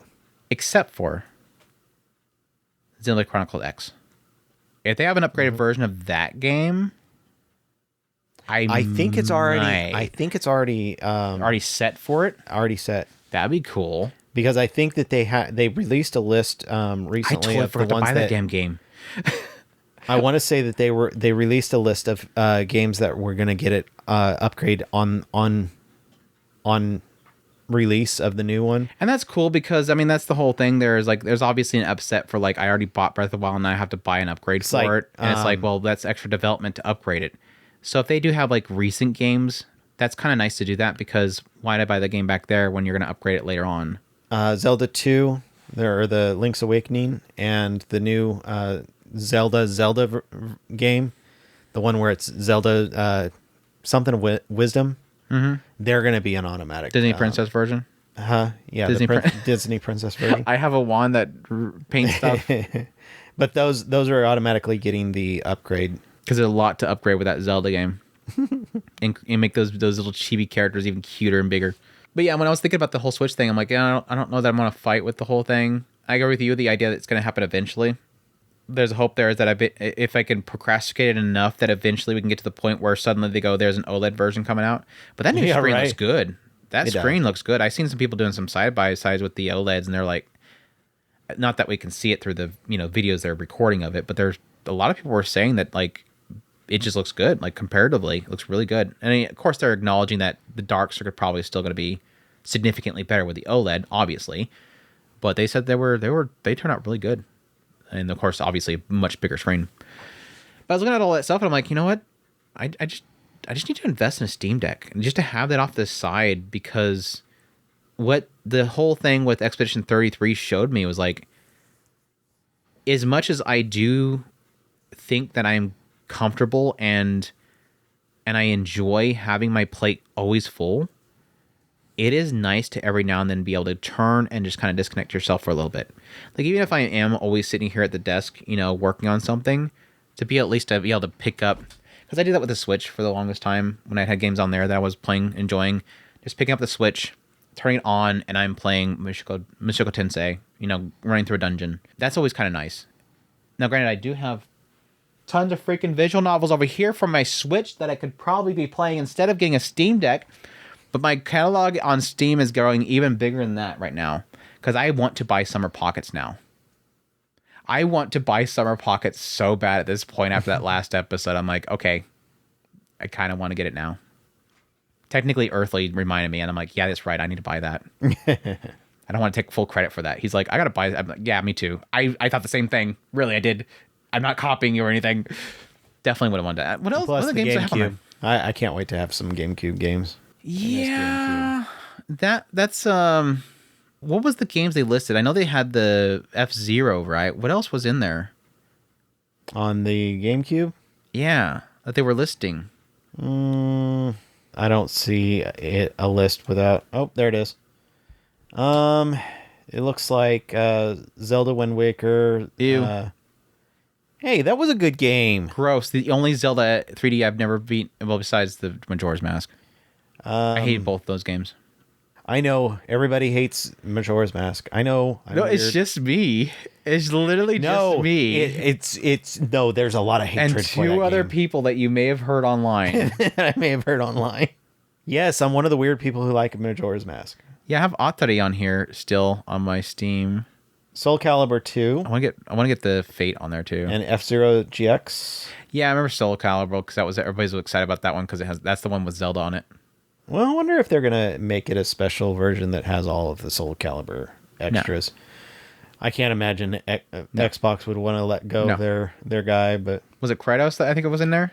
I think there was an Xbox version, and I want to say that there was a PlayStation version. Right, I think the PlayStation had Kratos, and then Xbox had.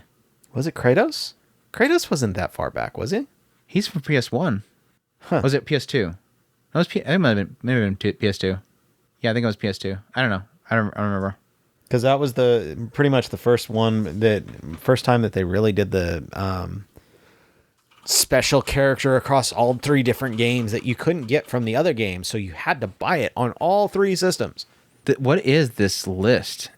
Yeah, it was Zelda. That one's the easy one. This one shows God of War. What was the one for Xbox, though? He was the guy from the fighter game, the virtual fighter game. The Tekken guy? The Tekken guy, yeah, Tekken. I see him on here, but I don't remember him being him. Really? The Tekken guy? Yeah, the Tekken guy. The Tekken guy. Yeah, totally the Tekken guy. There's so many Tekken fans that it's not just name is this. Get the name right. It's more funny the fact that they did Kratos and not what they usually do. And it's so funny because that's who it would have who we would have been playing with, and it would have. And I don't even remember. Anyways, what was I talking about? Because PlayStation was the version that I was playing. I don't know. I think I kind of got distracted out of that whole realm during that time. Soul Calibur was cool. I want to say Virtua Fighter was my last fighter game that I ever was like Soul super Calibur invested in. Yeah, Soul Calibur. Unless you count the Smash Brothers, we tried to do the Smash Brothers thing. It didn't stick. But Soul Calibur would probably be the last official fighter that I played, and I loved it. I still gotta get Fate staying on the Steam too. But Soul Calibur, the really only reason I played it that much was because it had those RPG elements in it. Yeah, you can mod on the Steam Deck. You can mod on the Steam Deck, right? Because I mean, you can install it with just Windows and then just install the mods. Or can you do it with the Steam OS? They have the workshop. So yes, ish. Oh, I'm talking about like those patches. I don't think that would be in the Steam shop. That no, but you can install Windows on it. Right. I just figured it would probably run better with the Steam OS on the Steam Deck. It would, but could you add those patches? I doubt, because Steam OS is proprietary. Yeah. Linux. Gross. It may be, if it's Linux based. Maybe you could add wine or something like wine. I don't know what the hell it's called. I'm kind of curious. Do they still use wine? I would assume. I think they've probably long gone past all that stuff. I hate that wine crap, dude. That was like, I so badly wanted to try doing Linux and all that kind of stuff, and that wine stuff was just so jank. It never worked. And no matter how many times I tried, I couldn't get it to do the stuff I wanted to. Yeah. Was it Windows in what was the breakdown? Windows in something environment? Windows in what was the N? The Linux fans are getting so angry right now. I love it. I love it. What does Linux? Wine is not an emulator. What? Is that what it's short for? Wine is not an emulator? I thought it was Windows in something environment. Wine is not an emulator. It says it again. I wonder if somebody told me that BS and I ate it up and I kept saying it. I was literally messing with that crap for like literally 2 minutes. Or not really 2 minutes, but I spent a couple days on messing with Linux, and so I don't know where I even picked that up. Well, it's so funny. Wine is not an emulator. That is funny. Because I had tried to go into doing all that, and I do technically have a little bit of background in Unix and stuff like that. I don't get it. I just don't. It does not work for me. We got a couple of them Linux fans on our Discord now, and they like to let people know. If you want to know if somebody's a Linux fan, then they're not Linux. They're not a Linux fan. That's just like a vegetarian. If you want to know if your friend's a vegetarian, then they're not a vegetarian. Because they'll let you know. Every time you talk about any semblance of food, they'll be like, by the way, carrots. By the way, carrots. Yeah, okay, sure, gotcha. Carrots, by the way. Not that meat. Carrots. Just like Linux fans, they gotta like literally they join the Discord, and the first thing they do, they gotta show their like their prompt or something. I don't know. Yeah. Like they gotta whip out that prompt. Look at that prompt. Look at this code on my screen right now, and it's sexy. And then like at that point, they just all kind of converge. Anyways, that's it for this. Oh, we didn't even do any questions. Should we do one question? I feel bad.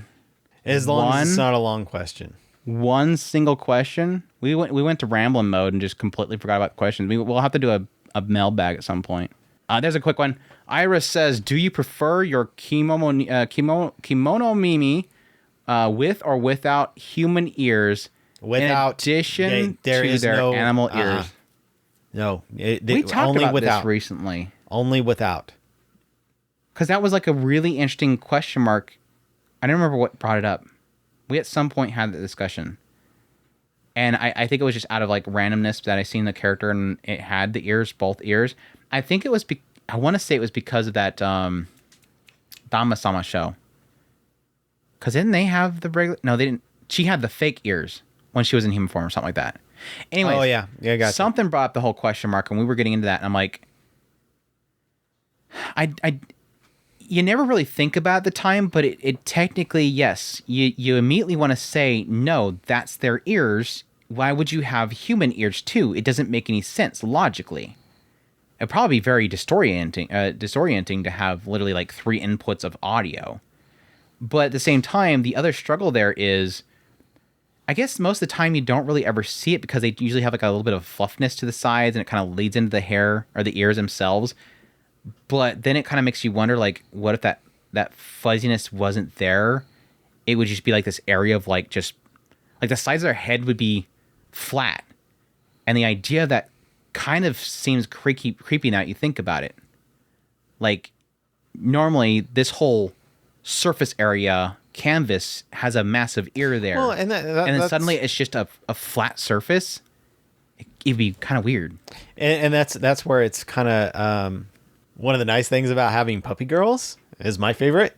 It's because they tend to have the flaps that cover that. True. So it kind of works.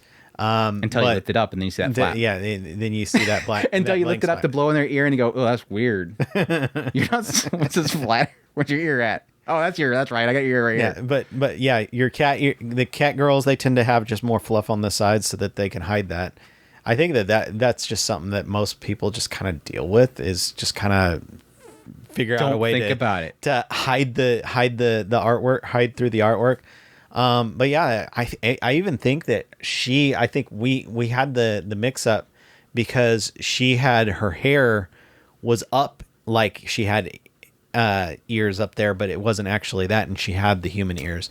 Fake. But no, my personal preference, no, I don't want two sets of ears. That to me, it looks creepier than having a blank spot. Like, that's the thing. It's like the idea that the skin, flesh colored ear popping out the side with the big massive animal poking ear. It's like that gross. It's suddenly, they're supposed to be humanoid at least. You don't go full furry. But at the same time, it's like, at the same time, no ear allowed. No ear allowed. I don't know if we've ever gone over the actual chart of how furry you go. Me? I don't go furry at all. I think like you prefer borderline just ear hair piece. That's it. Ear, tail. That's it. Preferred. Just the ears, the tail. That's it. Borderline for me is the paws. Super borderline. Like that. I'm kind of okay with that. There's a little bit of a thing there for that. Full fur on the skin and everything? No. That's your cutoff. I mean, I'm not against it. Like the girls from the cat girls from that middle-aged online shopper. I'm not going to deny it. Like, I'm not going to push it away, but I just prefer not to have the full fur. They're about as far as I go. Yeah, when you start actually having you have the beak coming out, and that's I'm done. I don't mind the lip, a little bit of that little meow. The mischievous. Yeah, I'm fine with that. The puppy maybe nose? maybe a button on the nose, but that's about it. Come on now, you're pushing it. The puppy nose with the dog ears. I mean, it's cute. It's cute. It's just like you gotta keep that nose in. No matter what, you gotta keep that nose in. Don't bring that beak out. Don't bring that beak out. Again, it's like that whole aspect of like, okay, you're good here. Okay, stop. All right, no, go into it. Yeah, I want to say that. And then they bring the knee back. Yeah, going way too far now. You start bringing that knee backwards. Like, well, no, now we're going too far. Stop. No, my limit is pretty much the fur. Once the fur starts coming out, and then we got to start talking about nipples, and it's like, okay, now just cut it off. Just cut it off. We're done there. I'm not familiar with your game, Chris. I'm not familiar with which hunting tunnels of the internet you've accidentally stumbled upon. I have never heard of the nip thing. Yeah, maybe I'll explain it at some point. I mean, I'm familiar with dogs. We have had plenty of dogs that I'm quite familiar with that, but I can't connect those two worlds together. But I can. Do I doubt it? No. Yeah, the internet has everything. Everything. If you can make it, it will be there. Anyways, we're going on pretty long. I'm gonna call it there. I again might just do a mailbag thing next week, but we'll see. We might have something else come up that we can discuss. Of course, we do have. No, we still got like another 3 or 4 weeks before we do our previews, so we got some time to kind of mess around. So hopefully we can put some stuff together for the coming weeks to keep you guys entertained. But yeah, until the next, I almost want to say Mystical Monday. I'm already gearing myself for tomorrow because I think I have to record early because I have some other stuff to do the rest of the week. So I'm already preparing my brain for Mushoku Monday. Granted, Mushoku Monday is tomorrow of the recording of this. This don't release until like Wednesday, so that means nothing to you guys. But yes, thank you guys so much for listening. I hope you guys enjoyed this discussional podcast episode. As usual, we're at talkspirit.com. It's where all of our links are, social media links, ways to get a hold of us, ways to support us, all that stuff. We greatly appreciate it. Supports the channel. And until next time, y'all take care. Os.